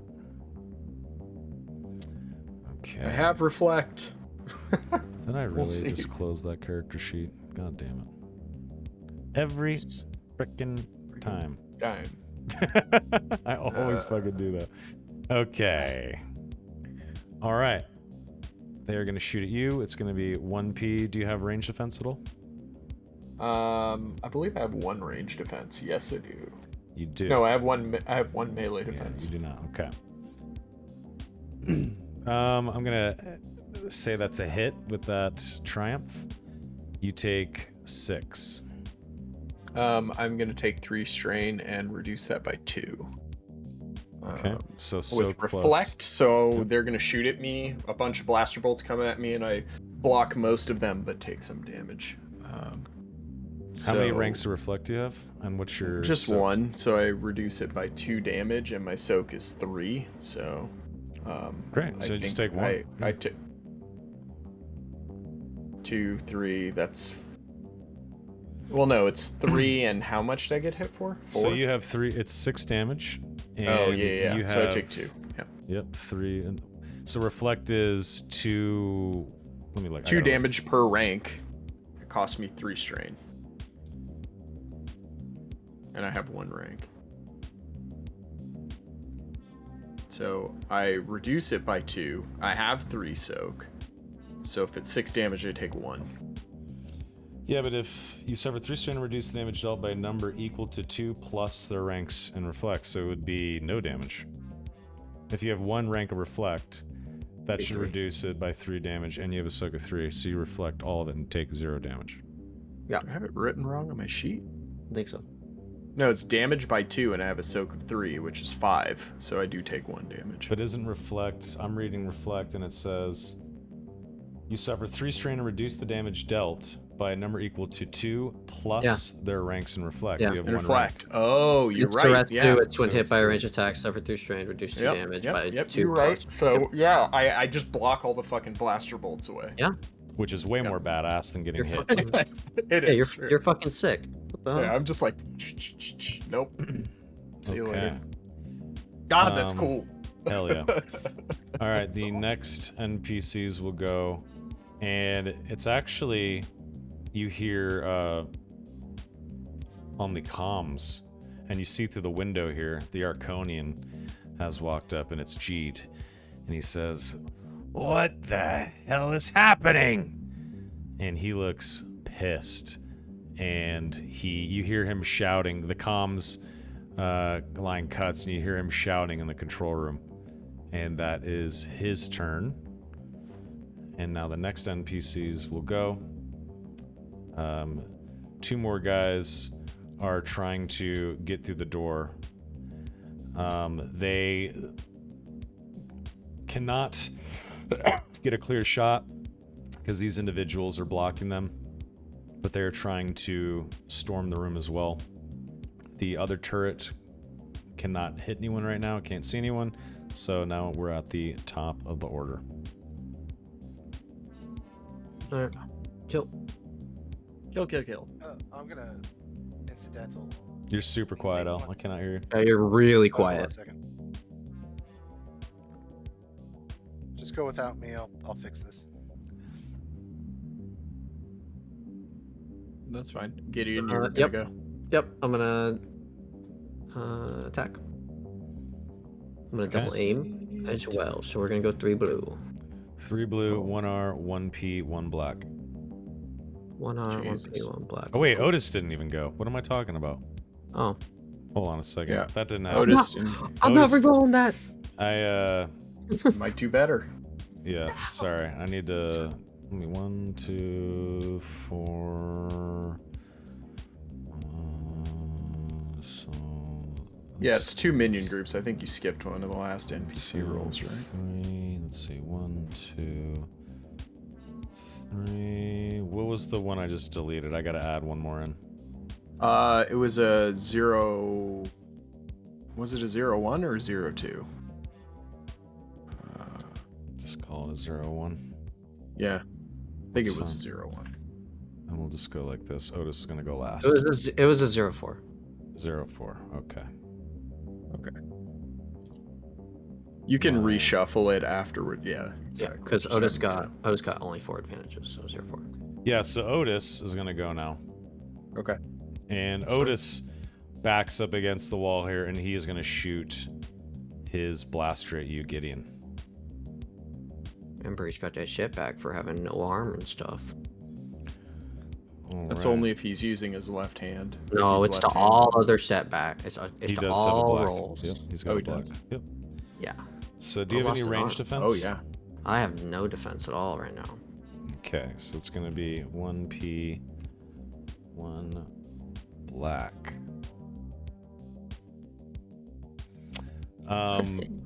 You You didn't put any of the difficulty in. Yeah. Oh my god, I did in weapon type again. I do this fucking every week. One day I'll learn, I promise. Alright, he hits you. He strains, but he does aim and he hits you for 7. I take nothing. He's It hits very me. It hits me in the frustrated. chest, and I just Keep walking I for it. just You smile. Vader that shit. Yeah. I love it. Nice. Okay. This You is want so funny, dude. Gideon's gonna be Is my this, Vader. is this not better. Yes. yes. Well, Real quick, Laz is just gonna say, maybe make it last a little while. We need to maybe talk our way out of there. They own the ship. That's all he says, and lets you do what you're gonna do. Okay. you can choose to not make a blow fatal, by the way. Just so you know. Unless you crit him and get the one that's like they're dead. Yep. Are the doors behind me still open, or do they close? Yeah, these are open. Okay.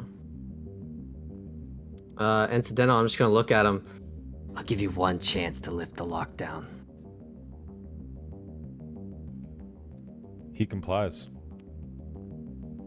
Oh, He wow. says, what do you want? I'll do it. How many men are on the ship right now? Under your command. I don't know how many people you've killed. Order them all down here on their knees. You have 2 minutes. I'm just twirling the axe in my hand, looking at him. Are we pausing combat for this, or Yes. does that work for everyone? Yeah. Okay. And I will escort him out. He shouts in Huttese to have everyone come down to his captain in the control room. Everyone kind of marches in. Let's see here. And I want also to disarm themselves at the door, drop their weapons. Yeah, they do that. That's fine. Tell them to get in that cell where that old man was. All of them. Just as many as can fit in their cells. They all have. Actually, I look at you, Laz, and I say, I kind of nod. Everyone in a cell. Otis just nods. I say I make sure Otis means I don't mean him.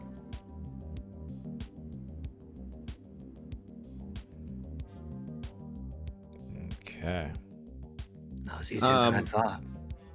Are I those kill turrets, Otis. I want No, the, I kill Otis. Sorry, I kill Otis. one at a time.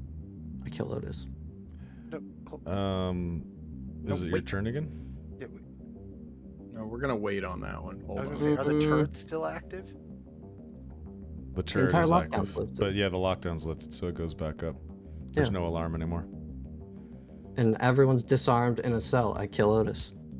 All right, I want to make sure I'm in the command center before you kill Otis. I can wait. I can if you want to walk out of the room. just I'll say, wait I'm for you. going there. I tell the droid to move in here and protect me. Into this control room? No, like No, like in right front here. of it. Yeah. Oh yeah, Yeah, he goes in here. protect me. I shout to Laz. I say, "Let the Gran out." All right, so I'm gonna get into the system and do whatever I want. All right, all the doors open up, and the Gran walks out and just kind of stares. And you also see one other individual walk out of a cell. And you see this guy, and he sees the chaos, and he just kind of whistles and starts clapping and laughing. He doesn't say anything, and just kind of leans against the wall here. And the Gran walks in and just stares at Otis. Once they're out, I lock the cell doors Okay. and I give a nod to the guys down Give me there. you're gonna give me a computers check, Mr. Owl. Give me I'm gonna pause the combat music here. Give me a 2P, and you're already in 1B computers check.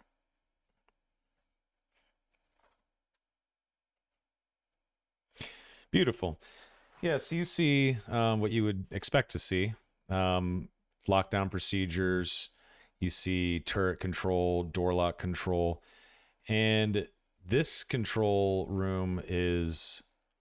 it pretty much has full access to the ship except for piloting and the external guns. But you also see that there's like venting procedures that can be taken place. You can control this airlock over here.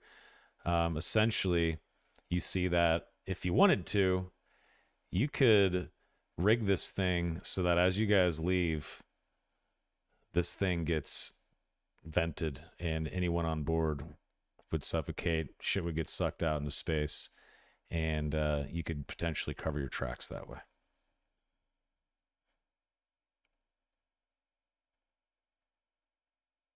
All right, I don't do anything yet until I see what they all do down there. You said you locked the doors. I locked the cell doors. I'm assuming that made an audible noise. Yeah, Yeah, I also yeah. nodded. I also said I nodded to you I guys kill. down there. I kill. Okay, give me a big fat 1R, 1P, 1 black. I guess Final 3B if attack you're going to roll. double aim. Let's see. My God. Okay. 9, 10, 11, 12. How does it plus look 2. as Yeah, you 14. finish Otis off?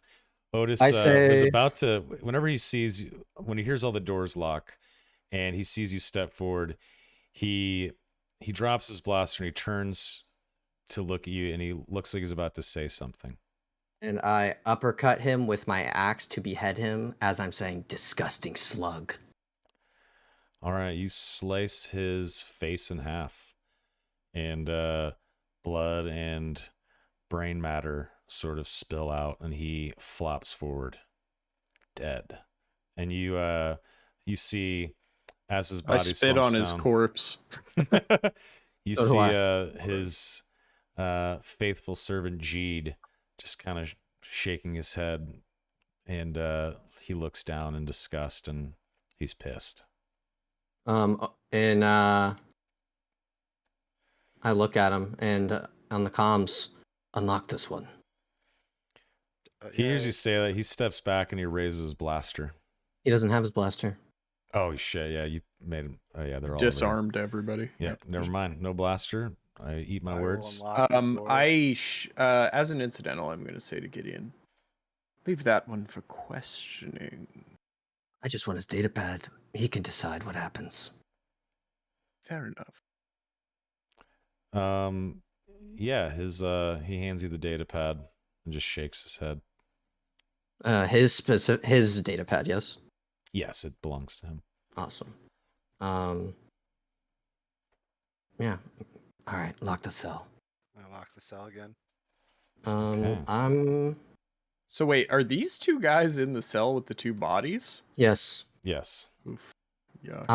Yeah. Speaking of which, I want to walk over here. What did they do? And I'm pointing to the bodies. This guard, he looks at you and he says, they didn't do anything. They got notices way. Unlock it. They take a step back when they hear that. And this guy, as he steps back, he accidentally steps on one of the sheets for this body. And when he steps on the sheet, it drags it off, and you see the dead body of what looks to be like a 10-year-old boy. So you heard initially Laz was like, maybe we should just let them like die in the ventilation, but as soon as the sheet comes off, you hear the door unlock. Yep. I walk in. I want to. Tell me how you want to do this. I want to throw my axe at this dude, like attempting to impale him into the wall, and I want to kill this guy with my greatsword. What? He's trained for the maneuver well, you can't. That's two actions. Yeah. So. Well, let's do the axe then. You're throwing your axe at this guy? Yeah. I want to impale him into the wall. Be improvised weapon. Yeah. Throwing. It's You not know, going to do as much different. damage as if you Yeah, swung No. at him. Chop him. Aw, so lame. Okay, I'll chop him. I mean, it's a big ass fuck. You would have to like rear back, take it with two hands, like lift it over your head, fucking launch it forward. I don't know if you've ever like thrown hatchets or axes before, but it's not super easy in a tight like in a also cell. a vibro axe is like a halberd basically. Yeah, they're big. So that's cool. and it's also going to be top heavy, so it's I'll just way walk in harder and kill him. I want to kill them in a way that I don't get blood on the corpses. You're killing both? Mm-hmm. Yeah, they start to beg for their life, and they get on their knees and they push against the wall, and you can just stab the axe blade into their necks and kill them. A little bit of blood does kind of squirt, and it hits this sheet. Yeah, but not the body. Yeah, I want to I don't know, take these bodies out and put them on the table, and then. Yeah, it's a body of a young boy and what looks to be his mother. Yeah. So take them, put them on the table, have them still covered. Yeah, they're dead. All right, so who has the data pad? You do? I do. Yeah, you have the data pad. You do that. These guys walk out, and this guy is just kind of still leaning and just has a big shit-eating grin on his face, kind of shaking his head in disbelief. And the Grand walks up. He says, well done, gentlemen, well done. Are you here to rescue me or him? And he points at this guy. Or are you just here for fun? Why not both? I'm here to kill this one. And I point to the dead hut. Well, it seems that you have accomplished that task. Good job. Good job. We need a ride. We have a shuttle upstairs. May I ask, who sent you? No one. Mm-hmm. And he kind of steals a glance at this guy. And he says, what do you say, friends? Should we leave with this rescue party? And this guy says, well, I suppose so. I don't see any other way off this last laugh. And he just kind of steps forward and he says, I'm Howie, gentlemen. Pleasure to meet you. And you, Gran. We've not actually ever gotten a chance to speak. What's your name? And he says, it's Gurren. Ah, Gurren the Gran. It's easy to remember. And he just kind of looks at the group. Hey, so I'm gonna look through this. Are there any other ships docked here? Any bigger shuttles? Okay, so you're looking at the data pad. Give me a 1P computers. I'm not in the data pad. I'm in the command Oh, center. sorry. No. I have the data pad. No, the only ship that is docked is the shuttle on top, and that's it. You don't see Are there anything any else. escape pods? The escape pods would be upstairs. I guess there is a couple. All right, I'm gonna jettison those. You jettison. Yeah, the escape pods. Mm-hmm. Yeah, That's fine. just in case if after we set this up they somehow get out. No problem. I'm gonna tell my droid to stand down for now Okay. and go over the comms. Are we ready, gentlemen?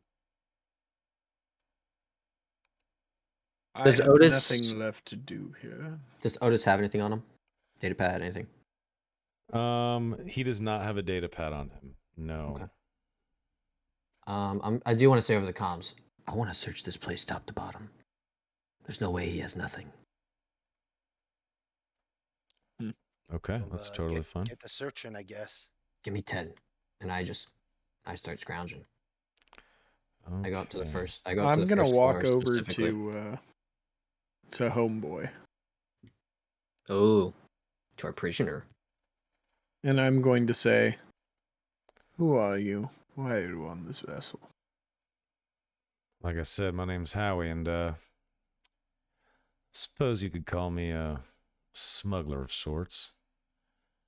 I try to pull a fast one on this guy over here, and he points at Otis.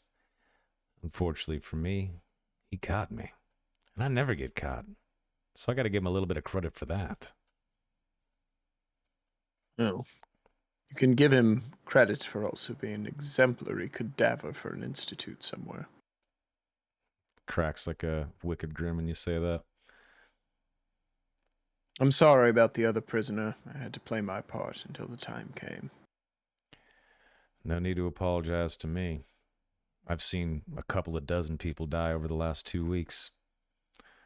I think it's just Gurren the Gran here and I, what's left. Well, we can secure you passage to Onderon, and off if you'd like. We have a vessel. If you are useful, I don't mind passengers. Ah, well, I suppose we can talk, but maybe we get the hell off this goddamn prison vessel, yeah? I don't think I could stomach another hour here. I don't think Gurren here can either. Oh, that's correct. I'd like to leave. Yes, well, follow me then. I'm gonna lead them upstairs toward the shuttle. Okay, and then Gideon. Yeesh. You're up here doing your thing. The let's see here. What room was it in? This office here, you see, has a safe in it, and it has a handprint reader, and it looks like it's for Otis. It's like a mobile safe. It's not very big. It's very heavy though, but it Yeah, could be nice. rolled downstairs or Otis. Can I go get his hand? Yeah, I go did grab the cut it arm you off. chopped You off. did cut it off, yeah. Yeah, you run down. You go in and like everyone's down there talking. There's bodies everywhere and shit. There's people locked in cells. And you just walk in quietly and quickly, pick up the severed hand and leave. And everyone just kind of stops talking and looks at you. I just kind of want to mutter, forgot something, sorry. Hey, you come back up and you can bypass the security lock on this safe.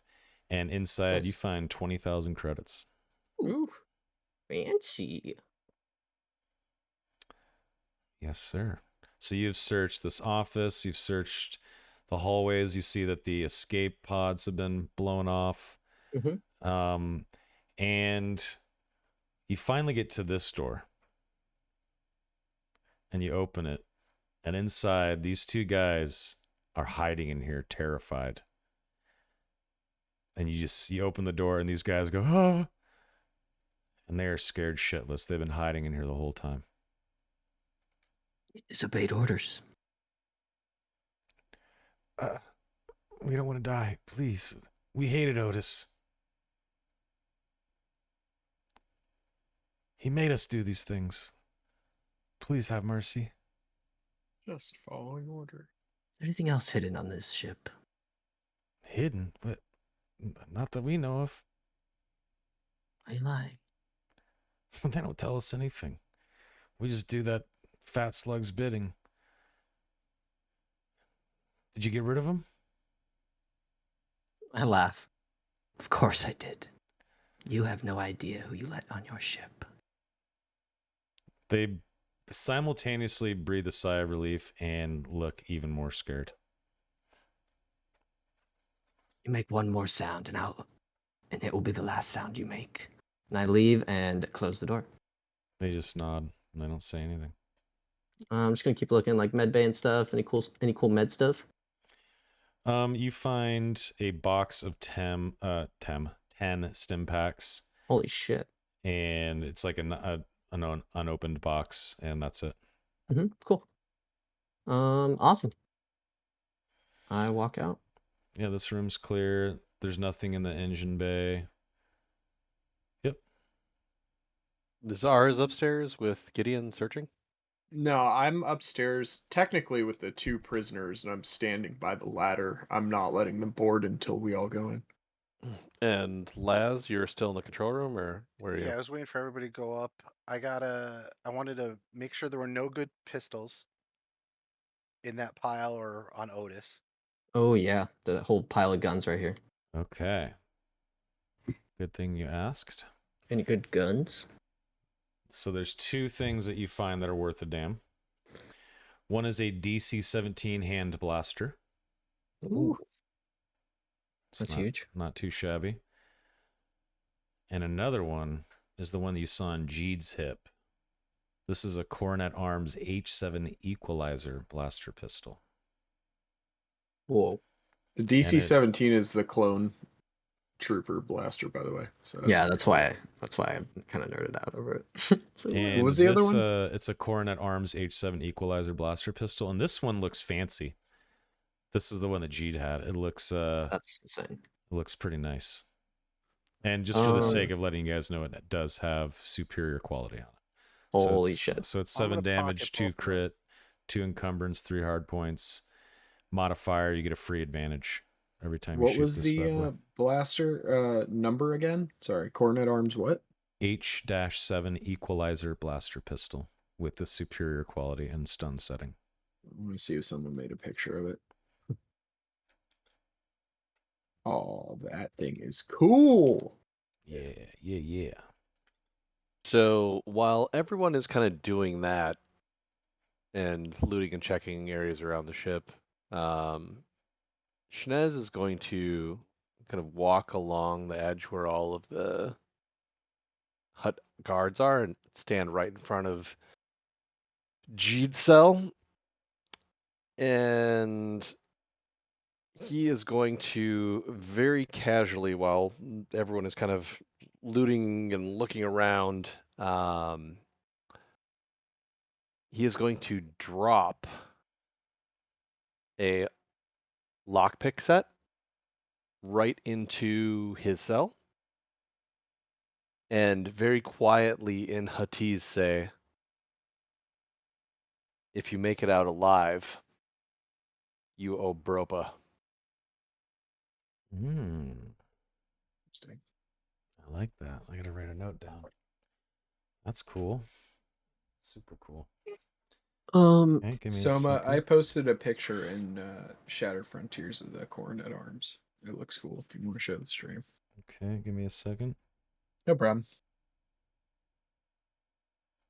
I want to go into the command center where Laz is. Laz, Yeah, what up? vent them so we can leave. And I Yeah, start to walk out. I gotta set stuff up and wait for you all to get by the shuttle first. Can we rig the engines as well? To do what? Blow up? Maybe. I don't know. Explode. Yeah, I gotta look into it. I wasn't really looking for explosives. I wonder if I could just explode them. I mean, not while we're on it. Uh, No, I vented the escape pods, so please let me do my thing. Alright. I helped, right? Okay. Let me do my thing. I'm at least making it inoperable. If you're I not got gonna it. let me blow it up. Don't worry. Listen. Are you a computers guy? I know you're smart, but come on. I've never tried. Actually, I did try. Oh, this is for you. I give you a 5,000 credit chip. Thanks. You did well. Just did my job. Nice. I'm gonna Okay. start walking out Yeah, so you guys leave I the go back prisoners upstairs. down here, the bodies. to the pilot All right. spot So- Oh shit, specifically. I was there's- muted. Oops, my bad. No wonder why you guys couldn't hear me.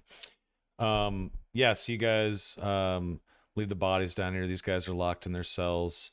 Gurren the Gran and Howie walk up to the top deck with you guys. And you guys all up there? No, not yet. Hold on. Okay. So how do I set this thing to vent on a timer? Yeah, you're already in the computer, so this docking bay here will open. You can have all the doors stay open as well. And you can just put it on like a 5, 10, 15 minute timer, however you want it. And when the timer ends, every door will just pop open. You can just have it do that so that all doors Okay. open. So I'm gonna do that, but I'm also going to have like the droid follow me upstairs, go to the engine room, and I'm gonna tell the droid in 5 minutes to start shooting at the engine. Nice. All right, Hell cool. yes. That's smart. Okay. So he And, starts going upstairs to do that for you. Let me see here. Yeah, that's great. Okay. I'm gonna take 2 other pistols, 2 random bullshit pistols that the other guys dropped. Okay. Go upstairs, get on the shuttle, and once everybody's on, including our new guests, take off. All right. That works for everyone. Yep. Okay, so everyone gets on the shuttle. 1 second. Don't look, folks. Give me a second. Let's put Gurren here. Howie here. Very good. So I'm Okay. going to use my free Destiny point from being MVP Mhm. last week to give Jeet a chance to potentially get out of there somehow. Deus Ex Machina. Yeah. Okay. Okay, that's fine. He will get his chance because you guys fly away in the shell, correct? Yeah. Yeah. You guys are no longer docked. You start to fly away, and about a minute goes by, and suddenly you guys are being fired upon because, unfortunately for you guys, no one checked the cockpit. I did check the cockpit. I said that as the last thing I did. I went upstairs to the cockpit. I literally said that. I swear to God, I did not hear that. I swear I said that. Chad, did he say that? I didn't even hear that. I would have said something. I truly did not hear that. I'm sorry. He 100% said he checked that whole area. Yeah, I checked. I literally checked every room. If there was someone in there, Weird. they would be fucking murdered and dead. Well, it was just a droid pilot. I really did not hear you say that you were checking the cockpit. I heard everything but the cockpit. It's up to you since it didn't happen in game. It's up to you what happens. You were all talking on top of one another, but I heard him. Ah, okay, Horak. Well, the cockpit room would have been locked anyway when you were trying to check. So I don't know We had how you guys want to do access this. to compute. I mean, Yeah, if you want to go that way, I'm just saying. Yeah. But it like I said, it's up to you. The control room would have been able to unlock everything except anything that's being overridden in the cockpit. Kind of like if you're on a commercial flight, the flight attendants have access to a lot of systems, but if the pilot wants to keep that cockpit door locked, it stays locked, kind of a thing, you know? So had I heard you say I checked the cockpit, I would have said the door is locked. But And I there would have been swear I no did not hear that. interactable. No, that would have been it. Just You guys it's would have locked. had to figure out another way to get into the cockpit, but I sincerely didn't hear that. So if you guys are cool with it, we can just continue on as if the cockpit was not checked, or let's we go. can retroact what's been happening. We can rewind time a little bit. No, let's go ahead with it. I don't mind either way. Yeah. I mean, we've had it pretty good this It's session. Rival's so. call. Up to you, man. What do you want to do? The group's pretty good with it going, so I'm good with it going. Okay. Apologies, fellas. Yeah, so you guys are flying away, and suddenly some massive blaster bolts start shooting toward the ship, and you guys feel the turbulence of these blasters hitting close to the shuttle. And Laz, you see, and Shnez, you as well on the other computer, that the last laugh is flying, and it is shooting its weapons at you as it is looking like it's about to jump away as you guys are hurtling back toward Onderon. I'm going to hail the ship and if they pick, if I can get them to pick up like over the comms and be like, droid, shoot the engines now. Yeah, so on the comms, Laz and Shnez, you see or you hear a droid pilot speaking in binary, and suddenly you hear Jeed's voice. Jeed is in the cockpit again. And Jeed is saying, we're going to shoot you down if you don't get your asses back here now. And he says, and to you, Mr. Kubaz boy, I'll see Bropa. I'll talk to him. I'll serve him. But you guys got to come back right now. We're going to shoot you out of the sky. And only Laz and Shnez hear that. Laz just looks at Shnez like, what the fuck? Shnez turns his head and just nods real slow. One time.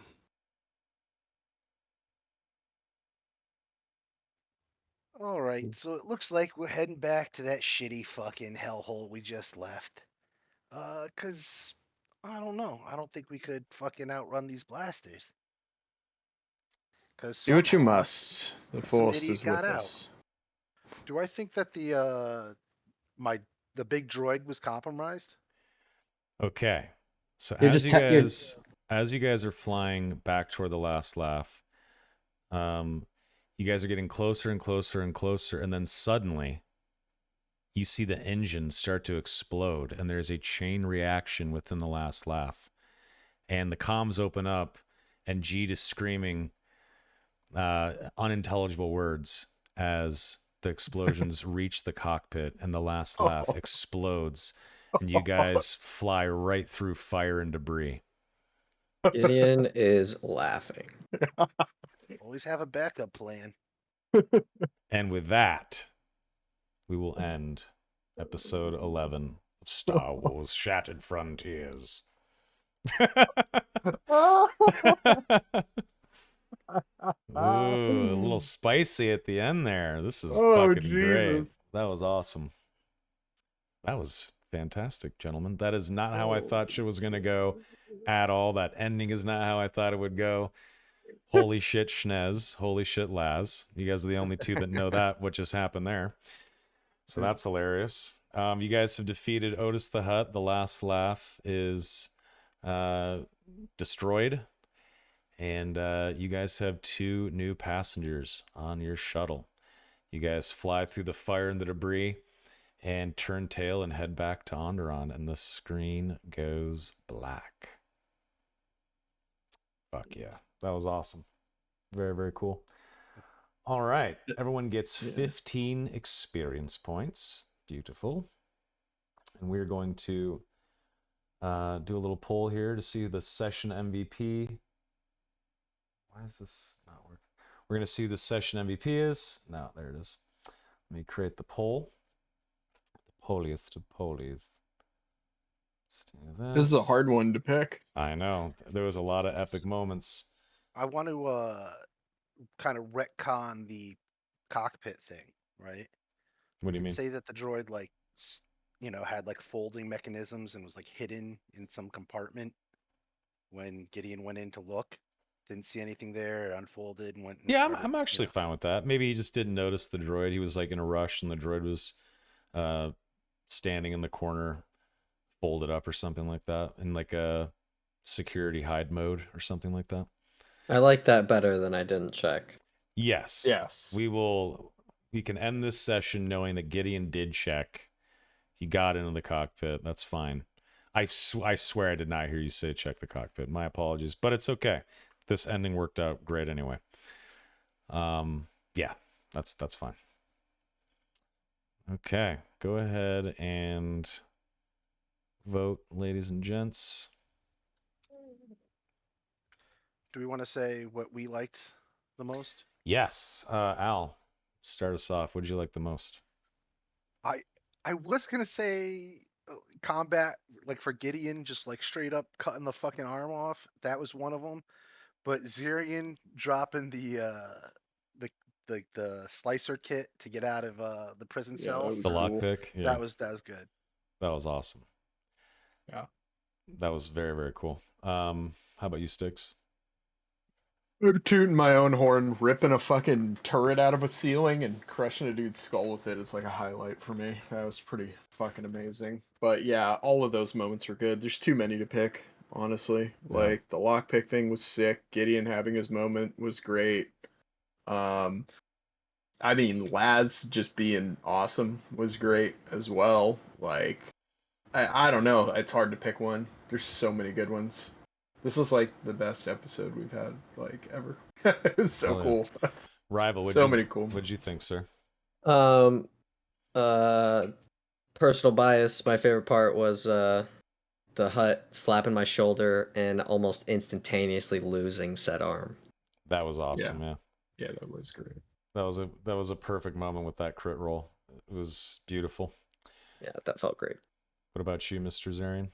I think that is also mine. Ultimately, is just the called shot, perfect crit roll. The chances of that are so low that it just worked out beautifully.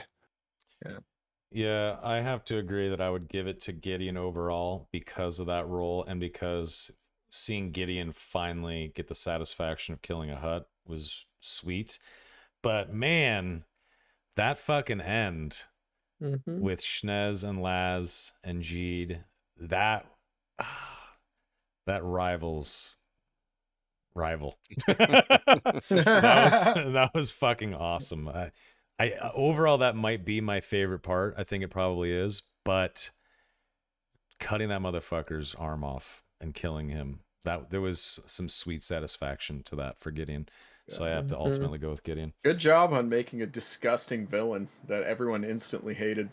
That's Thank you. Like you pegged each bullet point for me. Thank you. Yeah. I mean, for me, I was just like, you're a servant, do my dirty work, murdering innocent people in front of all of you. As soon as you said the kid, Nazar's okay with the murdering innocent people part, but when someone's like, "You're my servant, you're gonna serve me," Nazar was like, "I'm gonna kill this fucker." Like, absolutely not. I was turning all the dials in my head. I was like, "How do I initiate this combat scenario?" It's like, how do I piss all of them off one by one? And I only needed to piss off 2 of you. I honestly was like, how have they not started combat already? Oh, it was great. It was well, then I was just like, fuck it. Like, I guess I gotta do it. It's gotta be me. That was perfect. That was perfect. No, it was good. I just thought it was hilarious because like there was a point where Nazar's like, well, I gotta keep up the charade as long as possible so they don't get the jump on us. Mm-hmm. So I was like, I'm gonna have to kill this poor old dude, and I like You know what? If it's gonna be anyone in the party, I'm the evil murdering Sith guy. I can probably get away with it. So fuck it. All right. So Gideon, you are the MVP this week. You will get a free Destiny point on Monday. And I just want to say it is canon now and set in stone that Gideon checked everything. He did miss the droid, which was folded up in security and hide mode.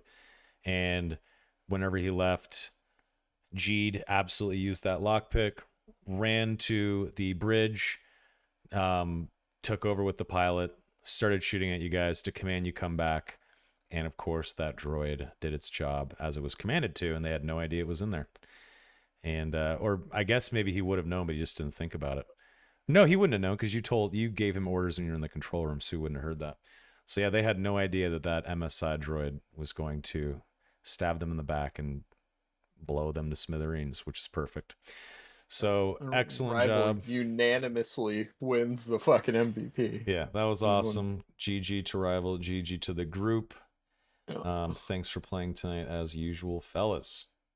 Thanks for the awesome session. Yeah, thanks for the session. I'm glad you guys liked it. Pleases me greatly. Okay.